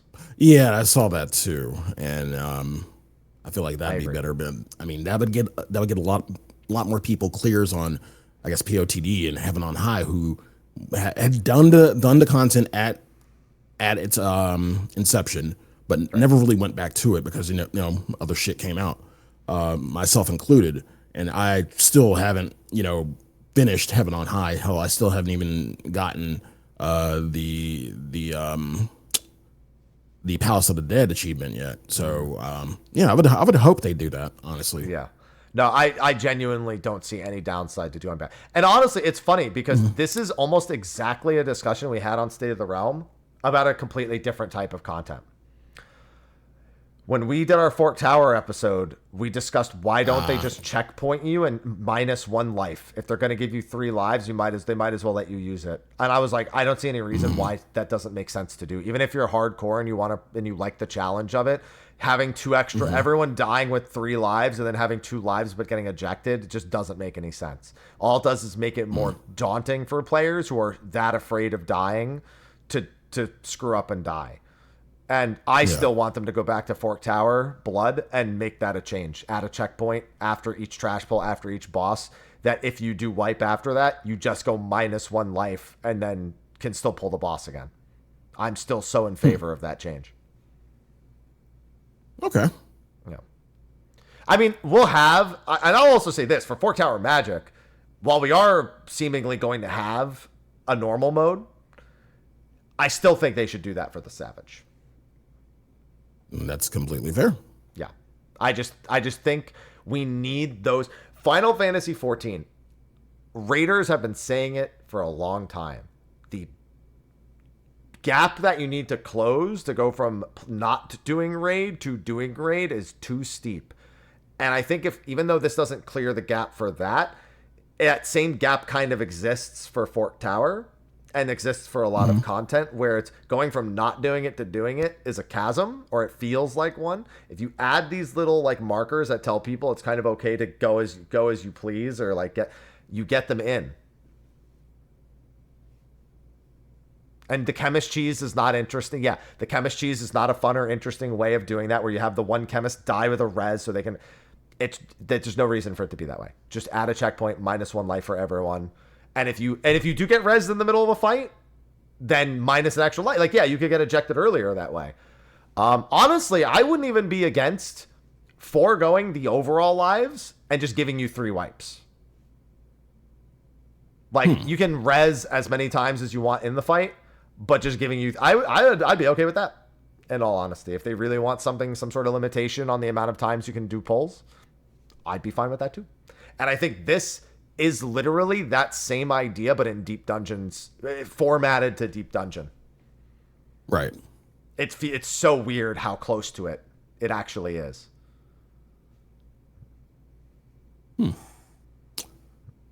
So again, the whole illusion of chasing 2 hares and getting none in regards to this, making something for, I guess, pretty much everyone this is probably the best inception or the best way it's been implemented so far, is to make as far as making something for everyone. Yeah. Okay. That's fair. Yeah. I will still say one thing, and this is, I'm going to keep beating this home as long as we need to. I wish there was some... Okay, actually, well, I'll wait till we talk about a later part.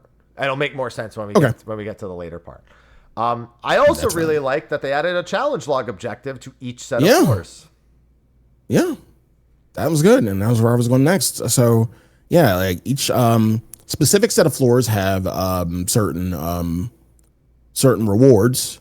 For the 11 through 20 floors, you get luminous oil, which can be exchanged for rewards.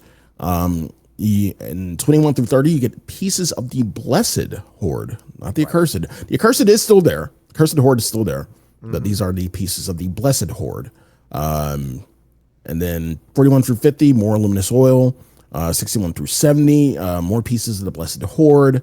and floors 91 through 100 luminous oil, which, to be honest, I honestly thought they should throw on a little bit more for that last one for the 91 through 100, but like, again, I mean, we don't know what luminous oil is used for yet. Yeah, we'll have to see what it does. That was the only one that was a bit... I almost just wish, without knowing what luminous oil does, other than it can be exchanged for rewards, I almost wish it was just 5 pieces. I wish it was just more Accursed Horde, almost in a sense. Or if I wish the luminous oil was 60. I wanted to add that on with the luminous oil. That's what I was saying. Like, so yeah, just more because it's the last one. So naturally. Yeah. Mm-hmm. So yeah, but no, there's a weekly challenge log for it. The actual value of these rewards, unknown. We don't know if they're how much you would really care about doing your challenge log. Bare minimum, I could see people who really like doing the Blessed Horde trying to lock in for a 21 to 30 and a 61 to 70 to try and get those done. They would pick up some luminous oils along the way, but that wouldn't be too surprising at the bare minimum. Right.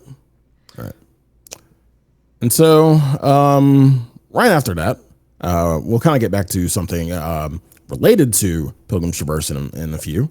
But he shows off a few of the mounts. We have the Pride mount, Pride Bush, the Omega Tree Omega. We have a Chandelier mount, and then Yan. Damn right. Yan. Yeah. We knew it was coming. So we cover each mount specifically. Pride Bush from Luminous Oils. Tree Omega from getting to the 100th floor a minimum number of times. This would be the equivalent to the Eternus mount, where you had to get to the final floor. And remember, you didn't have to solo. You just had to make it to the final floor and actually do a full clear 4 times, even if it was with a group. I assume that's what the Tree Omega is going to be. The third mount, the Chandelier, unknown. That could just be from the Blessed Horde. I wouldn't be surprised if that's simply from the Blessed Horde. And then we saw the Hoverboard, which is Cosmic Exploration without a shadow of a doubt. That's the board that you ride when you're going between the things. Then we saw the Yen. Now, earlier in State of the Realm, I mentioned that there were friendly animals inside of the treasure map. So yeah, you're going to need 3 pieces from treasure to combine to get the actual Yen mount. Well, we don't know that, but that would be my best guess. Yeah, I would agree with that guess.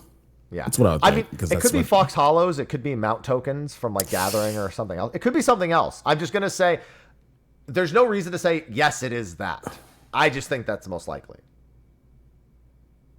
That's all. Okay. Yeah. That's true. I like that when they revealed it, Foxconn went like, there it is. So I have a question for you. What's up? Do you think this was planned as a reward in 7.3 all along, or they saw how popular the Yan was in 7.2 and went, oh, we need to fucking add that ASAP? But it's like, numbers are going down, guys. Break glass in case of emergency. Give them a Yan mount. Hurry the fuck up. Little column A, little column B. I feel like most people know the Gimme Cat. Most people know the Yans from Final Fantasy 9. Excuse me. Yeah. Most people know him from 9. So the nostalgia, a bit of the nostalgia's there. But yeah, after the reception of us getting our asses completely murdered by Yans, sure, I think that would do that. Like the PTSD would do it a lot more. So yeah, I'd say it's a little column A, little column B there. I'm of the opinion they had no idea Yans were going to be this popular, and they have expedited all Yan related adventures to reap the profits. Because I think they also are doing, they were doing like Yan stickers and everything too. They had like that sticker. Like they just locked the fuck in on how popular the Yan was with everyone. Oh, it's only a matter of time. They're going nuts. It's only a matter of time before it goes to the actual Square Enix store and we get our Yan plush. Oh yeah, no, Yan plush 100%. Like every single thing you can imagine with the Yan is gonna get cranked the fuck out. Yep. And it's got to be a big yen plush too. It can't be. It has to be fat cat sized. Remember the fat cat? Yeah, the fat cat plush. It has to be that size. The fat cat wasn't even a plush; it was a bean cushion to sit in. Yeah. So it's maybe a giant yen cushion. Yep. Mm-hmm. And then, of course, after the board, in game. Oh no! Oh my god! At FanFest, they're gonna give out yen masks. They're gonna give out yen masks, kind of like the Tataru mask that you have. You still have it? Yeah. I'm sure I don't have mine, but I'm sure she has a mask. Yeah. Yeah. After that, we see a Sin Eater Beaver minion. That is also from Pilgrim's Traverse. We know that. Pilgrim's Traverse. They even read the description of it. They actually like highlighted it and said, a mysterious creature from the Pilgrim's Traverse. What happens when a sin eater and a giant beaver meet? Which one becomes which? There are many mysteries in this world if you think about it, and this minion shows that.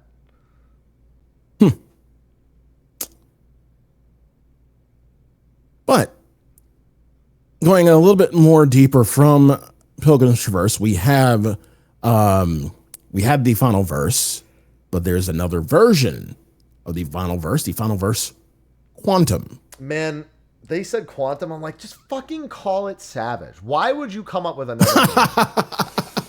That was my initial reaction, was just, this is fucking, okay. Why the fuck do we need another difficulty category? We have Chaotic, we have Savage, Ultimate, Hard, like, come on. And then they explained it, and I was like, oh, no, never mind.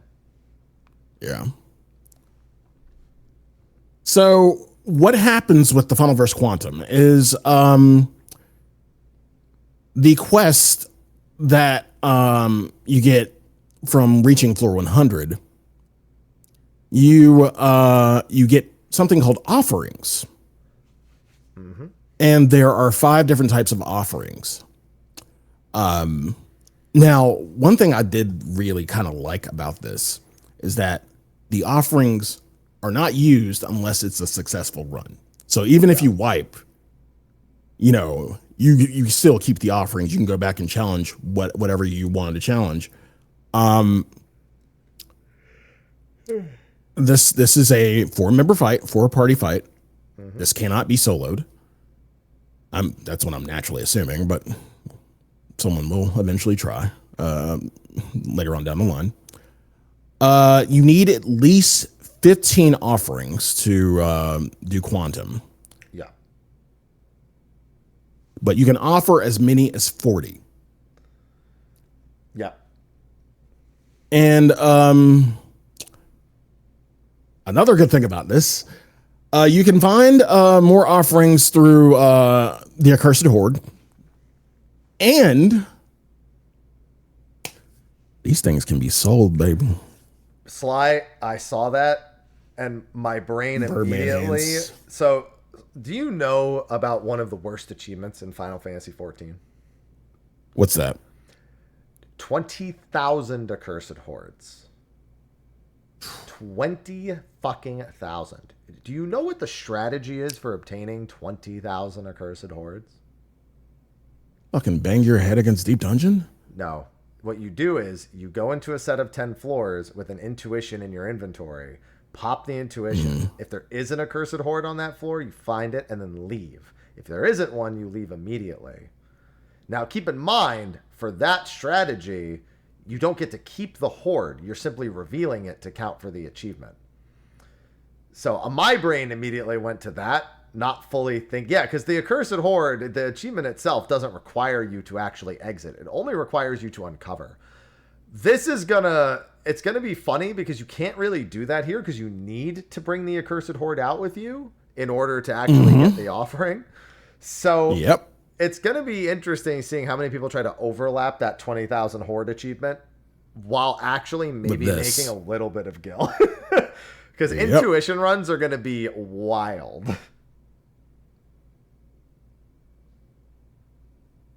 But yeah, I see dollar signs with this one. So I'm kind of happy about that. No, I'm happy.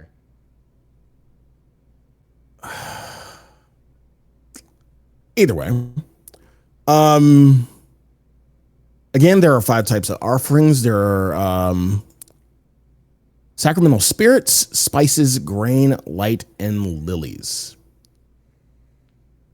Up to 8 of each type can be used for the total of 40. Now, what these offerings do specifically is depending on which type you use and how many of which type, it changes the boss's stats. So not just, it doesn't just make it like an HP sponge. It yes, HP will increase on a certain offering, but things like physical damage, light damage, dark damage, and fire damage will also be increased depending on which ones you use. So you could potentially set yourself up to do a more, balanced fight to kind of practice, I guess. You could lean towards one bit of damage, or you could, just completely fill out all the entire, pentagon, which they showed, and make the challenge the hardest it could be. Now, again, not only do you change the stats, but you change the mechanics as well, and that's a good thing too, because I didn't want just to have just a stat change based on however many offerings you use. That would have been boring. So yeah, just like seeing different mechanics with those offerings is good too, and I like that they did that. Yeah. Got a couple of things in chat before we go forward. Okay. Number one says you can just farm the final versus normal for Blessed Horde. It is not guaranteed to drop off that. I think that's an ill-advised way to do it. Is not in fact, they specifically said it is a rare drop from final versus normal. Yeah. So I definitely wouldn't want to do that. I also don't know if the blessed horde counts as an accursed horde. Unfortunately, we don't actually know that, so we don't know if the offerings are in the. I would assume they are, and that the blessed horde has that. I think it would be silly not to. But accursed and blessed are two different things. That's the way they have a slide specifically for the blessed horde. So I'm thinking that they're two completely separate things. If I had to guess, that's what I'm thinking as well. Because they are, because they made a separate slide for it, I do feel like they are different. The other thing is somebody wishing that more offerings would weaken the boss. The problem with that is then offerings have less skill value because players don't need to collect them to make the boss stronger. In theory, I'll be honest, most people who are planning on 40 offerings are probably just going to do the 40 offerings from the quests they get. I'll talk about this later. I don't see them doing the lower offering bosses after they've beaten it. So I have question marks about that still. I mean, again, it's just, I feel like the lower offering is, like we were talking about with the floors themselves, practice. You're you will see something completely different from a lower number of offerings versus what you would see on the highest amount of offerings. Yes, I get that, but it's kind of like normal versus EX, I guess, in that regard. Yeah. It's going to be really interesting to see because I'm curious if most people who are planning on progressing ever bother with the lower offerings in the first place. Because I don't know if the incentive to do the lower offerings and not just see the boss in its entirety is really there. Yeah. Yeah. When you mentioned the slide with the accursed horde, with the blessed horde. The Blessed Horde comes from sometimes Final versus Normal and from the challenge log. And then you gain Blessed Hordes relative to the number of offerings given to the boss from Final versus Quantum. Yeah. Why would what would motivate the player specifically from the Blessed Horde to farm offerings to do Final versus Quantum to get more Blessed Hordes? We don't know the answer to that. But I'm not optimistic that the Blessed Horde is enough of a reward from Final Verse for anything, because at least for Final Verse 40, you get a title. People will probably want to help with it. I imagine. Like, people may beat it once and still want to do it again. They know they can get Blessed Hordes. Maybe they'll get something that makes a lot of gil. We don't know.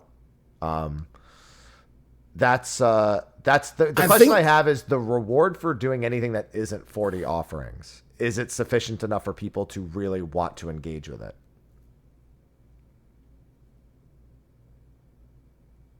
Well, I think you have to kind of weigh the options in terms of the challenge itself too, because I kind of skimmed over the fact that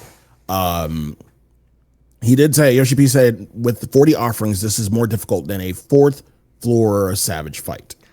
Listen, I want to believe him. That's really hard to believe with only 4 people. And yeah, the fight length is shorter, but some of the mechanics with 40 offerings will be ultimate level. Okay, so honestly, the only way that works is debuff vomit. Yeah, that's what there I'm has too. There Debuff has to vomit, be an insane debuff amount vomit, of debuff vomit. body checks. Well, I mean, I expect a body check, and there's only 4 of you, so if you fuck up, like, Yeah. I can't. There has to be body checks with 4 people because you can't let people make mistakes with only 4 people. Right. I mean, although you say that, but Criterion bosses were kind of forgiving too in that regard, and No, things they like were that not. in the past. No, they were not. Criterion bosses had tons of body checks. There was usually some things that weren't, but there's tons of body checks throughout all of Criterion. So, like,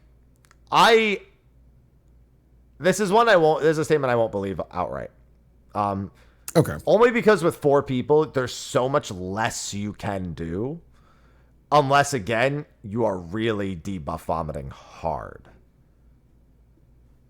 Yeah, reminder that I cleared Criterion Savage when I was dead for 90 seconds on Alo Alo. I was murdered by Kyo, and then they finished the boss without me. Yeah. I was in the right spot to make sure we didn't wipe, and that was about all that mattered. Yeah. Oh, that one was brutal. But yeah. I don't know. My biggest concern with Quantum is reward structure. I don't know if the Blessed Horde is a valuable enough thing. That's been the concern with pieces of content like this and Criterion. It's always been a concern, and I kind of figured it would be a concern here as well. Now I will say this: I think the 40 offering will see a lot of people doing it. I think anyone who is a raider, especially people who really like Ultimate and they like teaching, I 100% see the 40 offering thing being something that is not a one and done for a lot of people. Especially because I think it's a lot more manageable. So by the way, we do have additional information. Mr. Ozma is the developer for this fight. He has confirmed it on Twitter. Yes, he is. And he has confirmed it is approximately the length of like a Savage-ish fight. It's about 10 minutes. 10 minutes. Yeah. I think that alone is going to mean it's a lot more doable. It's just anything under 40, I have a hard time imagining is going to see that much life. Because I have no optimism the Blessed Horde is valuable enough of a reward to get people doing it. Okay, this is what I say. Like I say for, people, because again, this is for everyone. So I say people who are, just getting into, Deep Dungeon for the first time, people who are kind of, weaning themselves into hardcore content at first. Yes, it'll be there. Like that will probably be the demographic that does lower offerings before they start kind of working up towards 40. So once and I get what you're saying, because once they get to 40, they probably won't want to do any of the lower offerings anymore too. So like at the very start of this content, there will be some that do the lower offerings, depending on how many offerings you get. Do you kind of have to weigh the option of, do I have enough to do 40? Yeah, because that's the other thing. If you do less than 40, from when you complete the quest, you start with 40. But as soon as you start spending them, you have to go to get the Accursed Horde or buy them. the other. Yeah. So do you do less than 40, or do you just keep farming until you have enough? And what is the limit on how many offerings we can hold? I'd assume that they have just 999. I'd assume that it's just the regular item limit. Okay. I wouldn't even be surprised if it's just a currency that only shows up in the tabs here. Like, I don't think so, because I don't think the Accursed Horde would add to that. But like, no, they'll definitely let you stack them up pretty high. Because the 40, well, you can offer up to 8 of each. Like, it's pretty flexible how many you can do as long as it's between 0 and 8. So, if anything, yeah, what people would do is what Vivi said, what Fury said. They would put in 10, practice until they are sure they can kill it, then wipe, and then go to 20, practice, wipe, go to 30, practice, wipe, go to 40. Like, they wouldn't bother clearing. They would just do that. Clearing, yeah. Yeah. And honestly, I think that is going to be the most common case for people who want to prog but don't want to jump right into... I just think they just won't bother clearing. Yeah. Oh, yeah, you can't put currency on the market board. I'm so fucking stupid. Of course it won't be currency. You can sell it and buy it. Of course it won't be. You can sell it, yeah. Yeah. I'm an idiot. So, yeah. We also don't know if it uses your ether pool or if it just uses whatever. That is true. Because it's a trial outside of the deep dungeon. Yeah. I don't know what to assume on that front. There's no way to know for certain. It would be common sense that it uses ether pool, but is it common sense?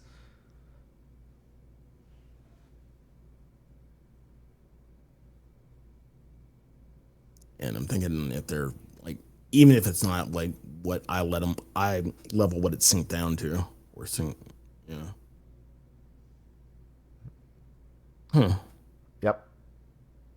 Yep. Something to ponder.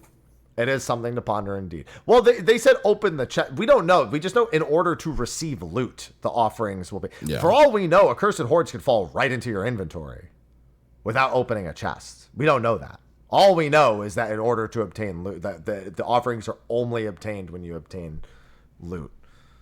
So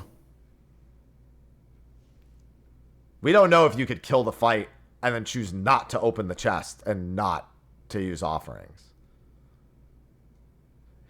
In fact, actually, it varies. Oh, end opening the treasure coffer that appears. It does say end opening the treasure coffer that appears. Yep. So in theory, yeah, you can actually clear it, not even open the chest. Which is weird. I guess it's going to send the Accursed Hordes into everyone's inventory when you open the chest. I guess that makes... Oh, no, you know what? It's probably a personal loot coffer. That's what it is. Yeah. It's a personal loot coffer. Yeah. Okay. Never mind. We solved the mystery. There you go. We did it. Yeah. But yeah, no, I've already got a group for this. I'm ready to go. I'm ready to fucking go. We're going right in. We're gonna clear and we're gonna go right into FV40. There you go. Kind of after talking about the Blessed Horde and whatnot, they kind of had a slide to at least let you know that yes, you can do this solo. You can do not Quantum, but you could do Pilgrim's Traverse solo. Yeah, they should have put that before talking about Quantum. That was probably a weird thing to like after Quantum. You can do this solo. No, you can't. No, the fuck you can't. Good luck though. Yeah. And then of course they went in. Was that Seto or was that just no? So here's the thing. I don't even know if these aren't just placeholders. For example. Because as far as I know, Seto's the only Amaro that talks. So since this Amaro is talking, one would assume it's Seto. There could be a new Amaro that talks, but isn't this one too small to be Seto? Yeah. I didn't translate the name over his head. Also, that would be the most fucking common sense thing to do. Let me just do that. I want to know if it's placeholder text or not. Translate and. Come on. What does it say? It's kind of hard because I think the cursor over the arrow. The cursor over it's kind of blah. Yeah. Disrupting, yeah. Yeah, it's not going to give it to me. Nah. I guess it's just I think it's just another Amaro. Okay. So yeah, like you interact with the Damaro and Ilmeg, and that's how you get into the Pilgrim's Traverse. And so we see the first few floors. Kind of going over everything. I'm kind of Well, Sly, let me stop you right here, because while they're going over the first few floors, we learned something incredibly important. which is They're not HP sponges like Eureka Orthos. Thank God. yes, yeah. He has no ether pool, and he is killing them in a few GCDs. That is how it should be. Of course, at the higher floors, like you'll have a little bit more, but yeah, on floors 0 through 30, yeah, that was a problem with the Orthos, and that's kind of what I remembered, and I hated it. Yep. And then of course he kind of highlights a few things, some treasures, some traps. Like I'm going to literally, I mean, of course with traps, your one thing is to kind of hang out around the wall and kind of hug the wall, do the things. I'm gonna immediately hate the grassy areas in Pilgrim's Traverse for traps, even though like I'm so used to seeing like hard floor in every POTD that we've done just seeing a grassy area. I don't know. It kind of makes me feel uneasy a little bit. I don't know. For traps. Uneasy? You'll be fine. Don't be a baby. I'm just saying. And yeah, like I said, he got some treasure boxes which do the blue ones will enhance your Aether pool. Yeah, it's all the usual deep dungeon stuff for all the usual stuff. Yeah. The big thing is that there's a couple of new actual mechanics in the deep dungeon. Mm-hmm. One of them is the Vodiv, I believe is how it's pronounced. Yeah. It basically is a Gamba candle. Yep. Mm-hmm. You go. Oh, sorry. Yeah. It like you said, it is a Gamba candle, and you can get some positive effects. Now it's only positive from 0 to 30. From 31 on, there is a potential for a negative effect as well. Mm-hmm. So this is kind of the same as like the other deep dungeons. You can get transformed into a monster, like the Chimera from deep dungeon from POTD. Excuse me. You could get a region. You could hide the map. You could increase the number of traps. So increased number of traps I'm terrified by, but oh yes, I wonder by how much, because it's gonna just am I gonna have a site commander open and just see like a wall of fucking traps in front of me? But here's the thing. Yep. What's nice about both of those negative effects is they can actually be played around. So gambling can just be a matter of, do I have the commanders to gamble in case I get something bad? We also know at the very least one additional beneficial effect. When they use it, he actually gets a life steal on the following floor. But this is the first new map icon they've ever added to Deep Dungeon, and it's a very roguelike feature. Most roguelikes feature some sort of like, oh, if I use this, I could get something amazing, but it could also kind of brick my run. So this is really nice. And for anyone leveling, it's just going to make it faster. So again, for the average player who needs another leveling method, 91 to 100, this is great. Whether you're doing it solo or doing it with a party, you should do leveling with a party. But no, it's a really good, fun way to make the first 30 floors feel even better, which is, again, one of Orthos's weakest points. So thank goodness for that. Yeah. After that, we see a few other things, and then we see something kind of similar to the Magicite from HOH. He uses Feo-Ul, and that is a straight floor clear. Well, all of them. And what's funny, all of the incense are different Feo-Ul effects. Yeah. And what's funny about it, it's a floor clear, but you know, when you use a Magicite, like it comes and then goes, right? Yeah. Feo-Ul stayed. Yeah, I'm wondering why. I'm wondering. So this is actually something I wondered about all of them. So these are called the Juniper incense. And what each of them has a different effect. One of them was basically a super serenity. It wiped all beneficial and negative floor buffs. It revealed the entire map. One would assume it also got rid of all the traps. And then she sticks around and follows you. The floor wipe happened. Then she sticks around and follows you. And then the last one, I think was a massive... What was the last one? I can't remember. The last one I think was like a big like buff or whatever. Oh, increased max HP. Yeah, it was basically a big buff to the player. But then she follows you. We don't know if her following you is supposed to be reminiscent of the Eureka Orthos equivalents, which would follow you and help you kill with a few various attacks. Oh, the first one also immediately opened the exit as well.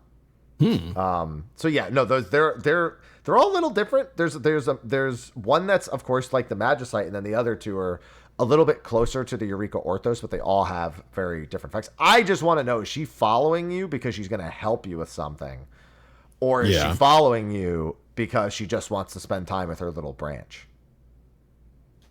I don't know which it is.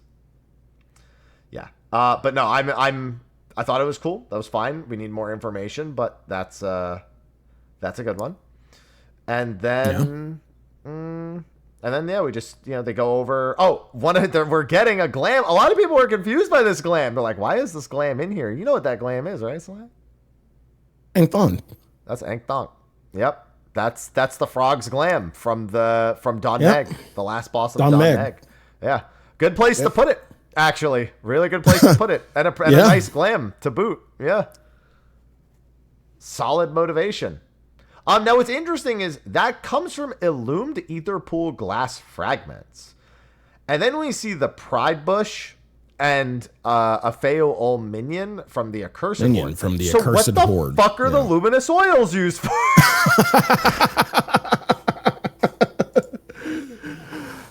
Oh, God. If it's only fucking materia, I'm going to be so mad. Because I know there was a... Yeah, I know. Tomes? I don't know what else Can I exchange them for tomes? That'd be great. I can work on the relic while I'm in here. Actually, to be fair, you're going to get tomes from doing this. But if I get more tomes... Yeah. What if you can use them on the relic? It's a light step, luminous oil. Hello? They said exchanged for items. But maybe the item is the same item. A weekly challenge log for Relic Prog, totally welcome. I'm shocked there's no challenge logs that give tomes. We'll find out. Yeah. We'll find out.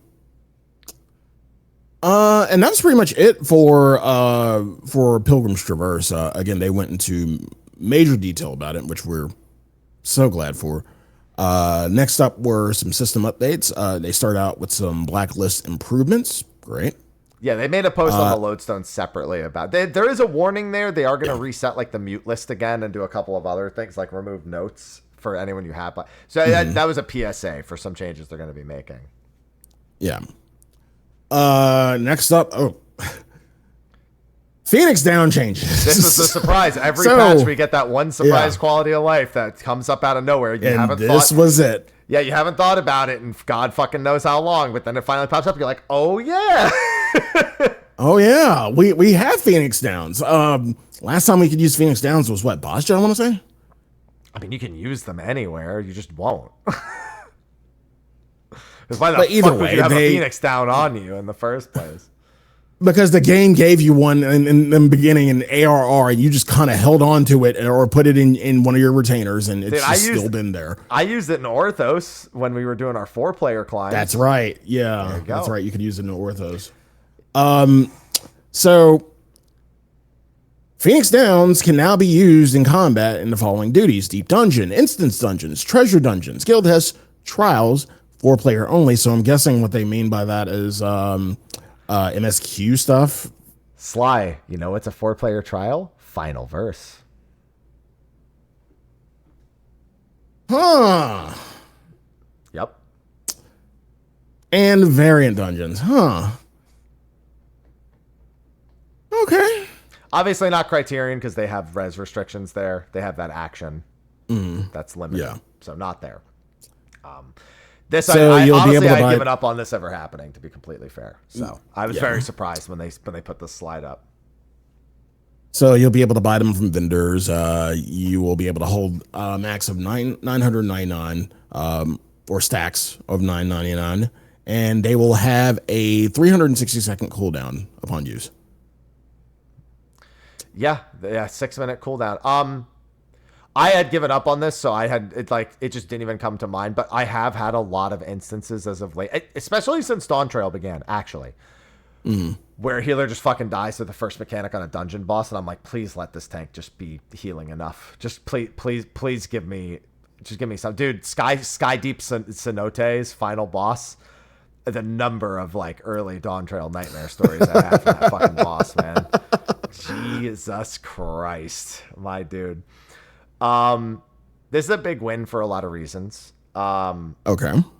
Number one, already, again, in irregular ass dungeons, roulettes, whatever, especially even in Mentor, if you get a 4-player dungeon in Mentor, being able to be the mentor with a fucking Phoenix down, big ups. Treasure dungeons never hurts, especially if you only brought one healer and they just got clipped by something and things get a little out of hand. Guild Hests, hilarious. Trials 4-player, like I said, Final Verse, because like Rathalos is the only other like real one, but you just get carded. You can't really, you just cart and you fail if you cart too many times. Yeah. Ascian Prime also, Etherochemical Research Facility has had a lot of issues, even on Ascian Prime. Yeah, it can be bad sometimes. I've seen that one be a big problem for people. But this is just going to be nice. Honestly, I would like to extend this to... I would prefer if you could also do this in field ops as well, as long as a res is allowed in an area. I think field ops would be another great place for this to be a thing. Hopefully they maybe open it up to that in the future. But yeah, I had given up on this, so I just didn't even consider. So when they started doing it, I was like, you know what? Yeah, fuck that. Yeah, let's do it. Yeah, good job. All right. And it's stackable up to 999 as well. So. Right. Yeah. And then of course we get some G-post changes for our G-posters out there. You big on the G-post? I'm not. You know. Look at me. Don't really use it. Yeah. You can rotate the screen 90 degrees at a touch of a single button to do portraits. You can rotate stickers, and they also added chromatic aberration. That's a boss from Expedition 33. Collaboration confirmed. Yeah. Did you see that the Expedition 33 people were at the Square Enix office just like yesterday or the day before? No. Yeah, they were meeting some of the direct. They had an exchange of ideas summit between some of Square Enix's lead devs and the Expedition 33 crew. Ooh. Yeah. Exchange of ideas. Just saying for anyone out there who didn't know that. Yeah. Yeah, and they met Kojima while they were in Japan too. Oh, that nice. would be a fucking wild collaboration. After that, Tome and Mahjong voices added. We're getting the Dawn Trail crew, so Wukamat, Koana, and Bakul Jaja.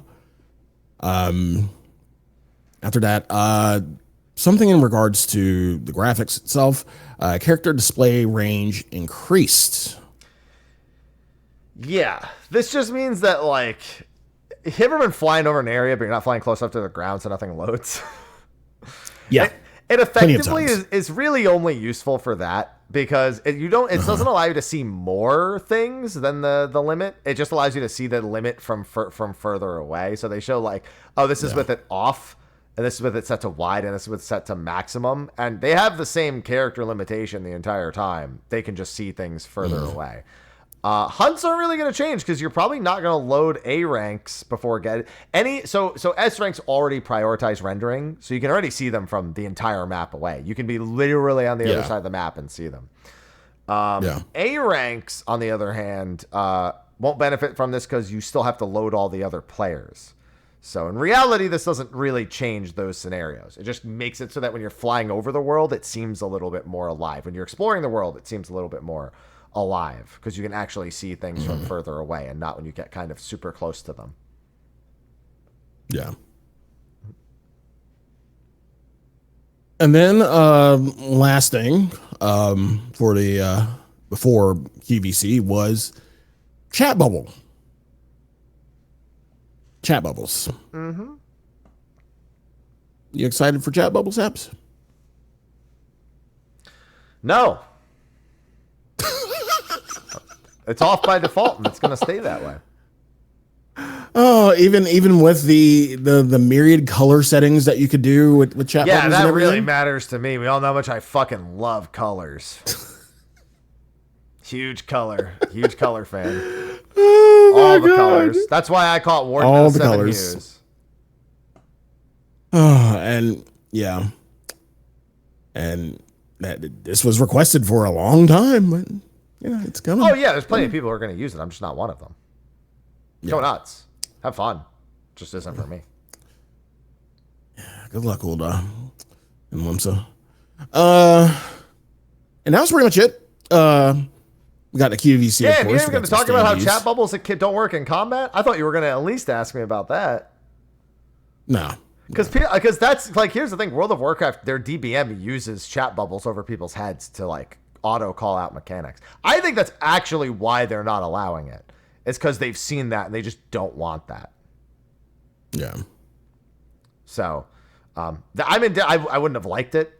It would have been mandatory most likely for a lot of raid groups. And I don't know. I just don't, doesn't matter. Generally with debuffs in 14, knowing you have one is A, really easy, and B, if you have one, there's like when you have 25 people and 3 of them can get a debuff, and then there's 3 other people getting a separate debuff, and you have like a second and a half to run to a spot with said debuff, or it's an instant wipe. I understand why WoW has it a lot more. something like Dad Critting through, where you have to like, where you usually jump or something, and you can just, I guess, you can just macro something to just say, hey, I have a clone, something like that. It would be like that. Like, I'm tethered. It literally would pop up over your head. I'm tethered to lightning. I'm tethered to fire. I'm tethered to fire. I'm tethered to lightning. Yeah. No, I think they actually want to straight up avoid that stuff. It's really I just think they actually wanted to avoid that. Yeah. But yeah, that was pretty much it. And then after that, we got QVC. We got some acrylic standees. We got the Jobstone ice tray. Okay. I mean, I would actually kind of be interested in that Jobstone ice tray to make some 14 drinks. Not gonna lie. We did get a deluxe edition of the Pulse remix album. Here's the thing. Yes, so this is a digital deluxe edition that comes with 5 new songs. Why don't you just release the songs? They fucking better just to give me my God. I do not want to buy the deluxe edition just to get these 5 new songs. Just release the songs. Just release the songs. I just want to buy these 5 songs, man. That's all I want. Yeah. So, yeah. That'll be October 17th. Yeah. Well, I'm sorry. Wait. Also, am I crazy, or does it say it'll be September 24th for Japan and October 17th I'm just buying it from Japan, man. I ain't waiting those extra 3 weeks. Release date 9/24, scheduled for October 17th, 2025. For in North America and Europe, it says. In Europe, yeah. So it looks like there's like a 3-week in between. Next up is a collaboration between Final Fantasy 14 and Lit Bath Apartment Apparel. They're doing some Loperate shirts, Loperate DJ shirts, which actually look really cool. And also, let's also be clear. While it says X Lit Bath app, Yoshida also specifically says it's Square Enix's own brand, and 14 is just the first wave collaboration. So yeah, I'm curious. So no. Lit Bath app is Square Enix owned. It's not another company. They say right, Yeah, they're it's presenting lit a new street casual brand from Square. Yeah, so even though it's Final Fantasy 14X lit bath, it is their own brand. It's not like some other company that already existed. So 14 is the first one they're kind of collabing with, and they'll probably venture out and do some, I don't know, Dragon Quest stuff or whatever. Yeah, Final. It's literally just but and it makes sense. They have done so many collaborations with other brands. And also, okay, there's a lot of things. The logistics of doing apparel, maybe they have enough experience with merchandise, but I don't know how their actual merchandise logistics work. And I think some would argue they don't. So having an in-house brand, I'm worried about logistics. So curious to see how that goes is I guess what I want to say. Because I don't know whose fault it is for other issues they've had with their merchandise in the past. It's kind of a toss-up whether it just goes really smooth or you get something that's obliterated when it gets to you. But I've seen a lot of stories, and so while with the clothes, it's maybe a little safer. I just don't know logistically if having an in-house brand is better than working with a company that has. I assume they'll make more money, and that's the main reason. Is because now if it's in-house, they don't have to pay a company whatever, and then do like licensing fees and all that. It's like I'd assume but I don't know. That's the thing. I don't know anything about this, so I'm just a little nervous about the logistics of it. But if it means we get a first party clothing brand, that's cool. Yeah. And then, of course, you get the patch that's reading on Tuesday, August 5th. Nothing, out of the ordinary. And that was pretty much the live letter. Yeah. So funny thing, the patch will not be 24 hours. And of all the days for this patch to not be 24 hours, it might be the single most important day. Why? Cinder's Surprise has 3 windows that day, and it might just get to keep one of them. It was going to have 3 windows that day, so if it was a 24-hour maintenance, 3 Cinder Surprise windows were going to get devoured by the maintenance. Now maybe one of them survives. Maybe 2, even if they're lucky.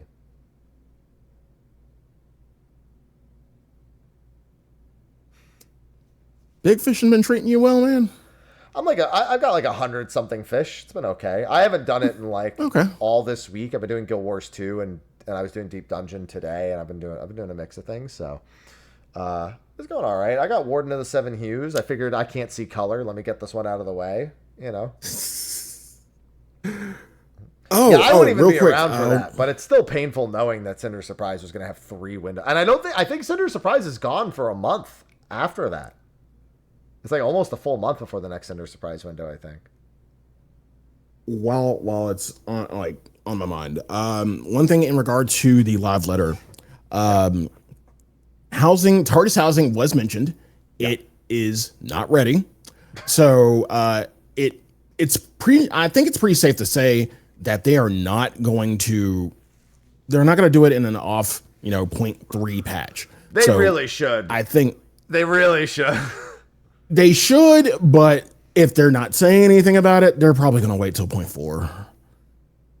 That's my feeling. So, Deep Dungeon showed a desire to innovate their gameplay content experience. And I will say that with Fort Tower, they very specifically mentioned that they need to be better about releasing important updates outside of major patch windows. So I want you to take that lesson and apply it to the TARDIS housing, or apply it to almost anything that you feel like is worth releasing during an in-between window. And this is a pretty important one, because originally we wanted this was expected a while ago, and it's not here yet. So if you can have it done before then just release it earlier. But again, have we gone into detail about TARDIS housing? Has this been a part of a live? Well, it was part of a pre 7 point. It was actually in a live letter. I want to say the part 1 live letter for 7.2, where they said they were aiming for it, and then in part 2 said it wasn't going to be ready in time. And then so do we have it again? And then they said they were going to show it this live letter, and then it wasn't ready. Right. That's what I'm saying. So do we have enough and already have enough information? Do they need to show it before if they want to put it out within the 0.3 patches, or just patch notes it, man? Just put it out. Fine. This is something that's acceptable as an email, like kind of meme. Like this should have been an email. Intern throw together like a 4-minute video. All right, just make an intern do it real quick. Wow. Alongside that, raid planner. Well, they've already said that was aimed for 7.4 at this point. It's been 4 major patches since we were told about it, but it's been just about 13 months. Actually, I'm sorry, it's been just about 14 months since Final Fantasy 14 months since we found out about it. So, we're getting there. Nice. But that's pretty much it. And that's a live letter. Yep. Definitely some of the points that don't really matter as much to me are disappointing. Like, I'm tired of seeing the TARDIS housing thing just keep getting pushed back. It's like I was tired of seeing the raid planner get pushed back. I don't understand why, and I feel like they need to they need to explain why. Raid planner, they said that they actually could have released it, but it would have just been useless to most people.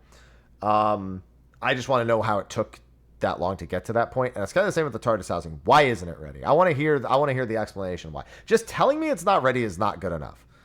I need to know what is the problem that you have run into in development. I think most people do too, because when you just say it's not ready, that's when the whole it's vaporware memes begin. Yeah. Oh, it's never happening. It's like Square Enix as a company has a reputation of announcing things too early. Yeah, we said that for the longest time about Eggy glamours. Yeah, the Eggy glam thing was that before. Like, it's one of those things where you need to keep us like kind of in the loop a little bit more about why it's happening, and why it's getting pushed back. Just because you talked about it so long in advance, so far in advance, that everyone only knows you were thinking about it, that it was in development way before and was maybe aimed for way before. And now it's simply not here yet. Yeah. That's it. We just don't know. And you quell a lot of concern when you tell people things. When they announced that there was only going to be male Hrothgar and female Viera, I specifically just asked why. That's it. We just needed to know why, and to express interest in the other two. That was all that needed to happen. And everyone felt a whole lot better after just seeing why. And it's the same here. The real reason why, except for not the cooked up reason why, the real reason why. Right, yeah. So that's it. We need a why. We need to know why the TARDIS housing isn't ready, not just that it's not ready yet. Yeah. So that's true about anything about housing. Why is the item limit not ready yet as well? Or is it because you're trying to do both simultaneously? Do you need to stop and focus on one? Would that benefit? Why? Is it just because of the memory and you haven't figured out how to do that? Okay. But you need to say that. But also, here's a Yan. They're distracting us with Yans. Yeah, communication's important. So, why? Why? Overall, though, the quantum thing, obviously, exciting. I'll be doing the Cosmic again. We have to remember that this Cosmic, they're supposed to be taking into account feedback of not enough reason to do it other than working on the tools. Reward structure. There's a lot on the line with this Cosmic update as well, because they said they applied a lot of feedback. We've seen a lot of what they said about Fork Tower and other parts of Occult Crescent. Get that feedback kind of incorporated already. So I'll have my eye on that. That'll be important. Yeah. We shall see. But that's it. Yep. That's it for State of the Realm. That is it. Yeah.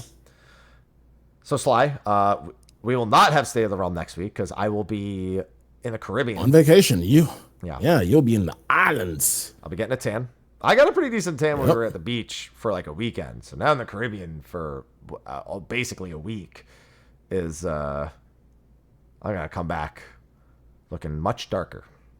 A little burnt. Maybe. Yeah, you will. Yeah. Yeah. So yeah, we will not have our usual patch note State of the Realm.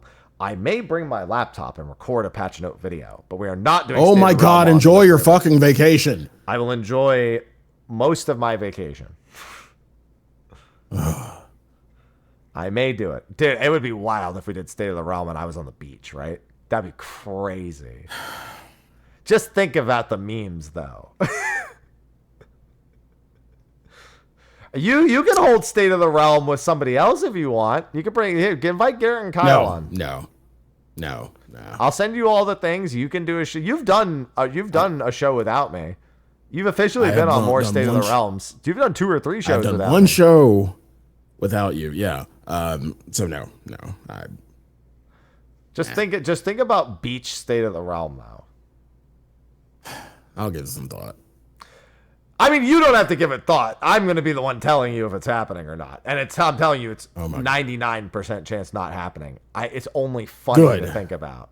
Good. Beach of the Realm. I'll just literally be out on the beach connected to the Wi-Fi, just fucking running State of the Realm with a fucking margarita in my hand.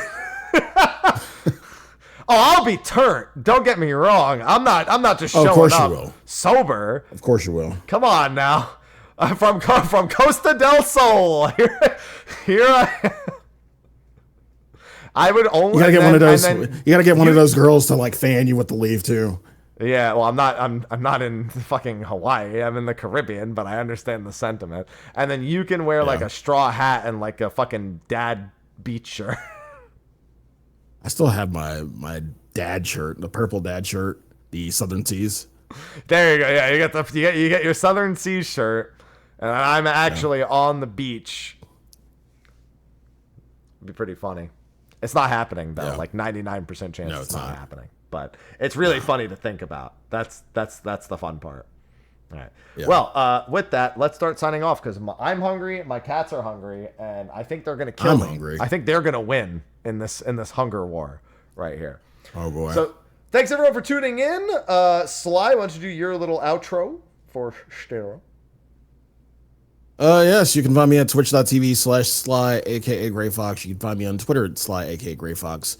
Bluesky, Sly, aka Gray Fox. Really kind of just, waiting on patch. In between now, I'm just playing a lot of Mecha Break because Mecha Break's awesome. Few other things. Always doing bourbon content. It is Friday, so it is Bourbon Day. By the way, thank you, Shakur, for getting my old Dominic, which I'm going to be trying tonight. Thank you. Really appreciate it. Yeah, that's pretty much it. Same old. I do stream. Yes, Sly does stream. Twitch.tv/Sly, aka Gray Fox. That's where you can find me. And yeah, that's pretty much it. So again, thank you so much for coming out. And if you come to the stream, thank you for coming to the stream. Yeah, he streams. I stream. Yeah. Hi, I stream. Hi. Hello, I stream. I'm Mr. Happy. Hi. I know you're Mr. Happy. Damn right. You can find me at Mr. Happy 1227 all over the place. So I've been doing a mix of things as of late. I did my big fishing stint. Did a bit of Guild Wars 2 this week. Just a few like little stints with it, but I'll be jumping back in for a little bit more probably over the weekend. Other than that, I'm just kind of doing chill stuff. 14 Mobile hasn't really had anything happening as of late, so waiting for updates on that. Was really surprised we didn't get news about a Western beta or even a FanFest announcement during this live letter.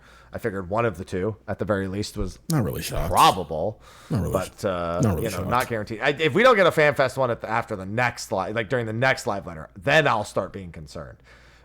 This one was kind of a toss-up still, but from the next one on, it would be very surprising. It would be considered out of pattern to not have one out from the next one. So yeah, I'm just doing my usual, just keep my eye on everything, doing my usual content, and just kind of, chilling. It'll be weird being not live for the day of a patch for the first time pretty much ever. Yeah, that is going to be weird. Like, people are not going to get their happy fix. I mean, I will be doing the Breakfast Club. Yes, I'll be up at patch. So if you want to come watch some stuff, if you don't give a shit about spoilers, yada, yada, yada, I'll be doing it. So I couldn't even meme about doing it from the beach because that's the day I fly back. So it's like, I couldn't even pretend like, oh yeah, I'll just play the patch from the beach too. I'll be on a plane like early that morning on the way back. So no, and I'm not after traveling all day. I'm not going to be, I'm not going to get on the evening. I'm just going to wait for the next day. Come back burnt and turnt, as we like to say, as the kids like to say. But yeah, no, I'm just going to be focused on the vacation. Like I said, the only reason I will do anything on that laptop is a patch note video. That's the only consideration that may still happen. But other than that, just expect to be a little bit dry video-wise during that time. The videos may be dry, but I'll be very wet.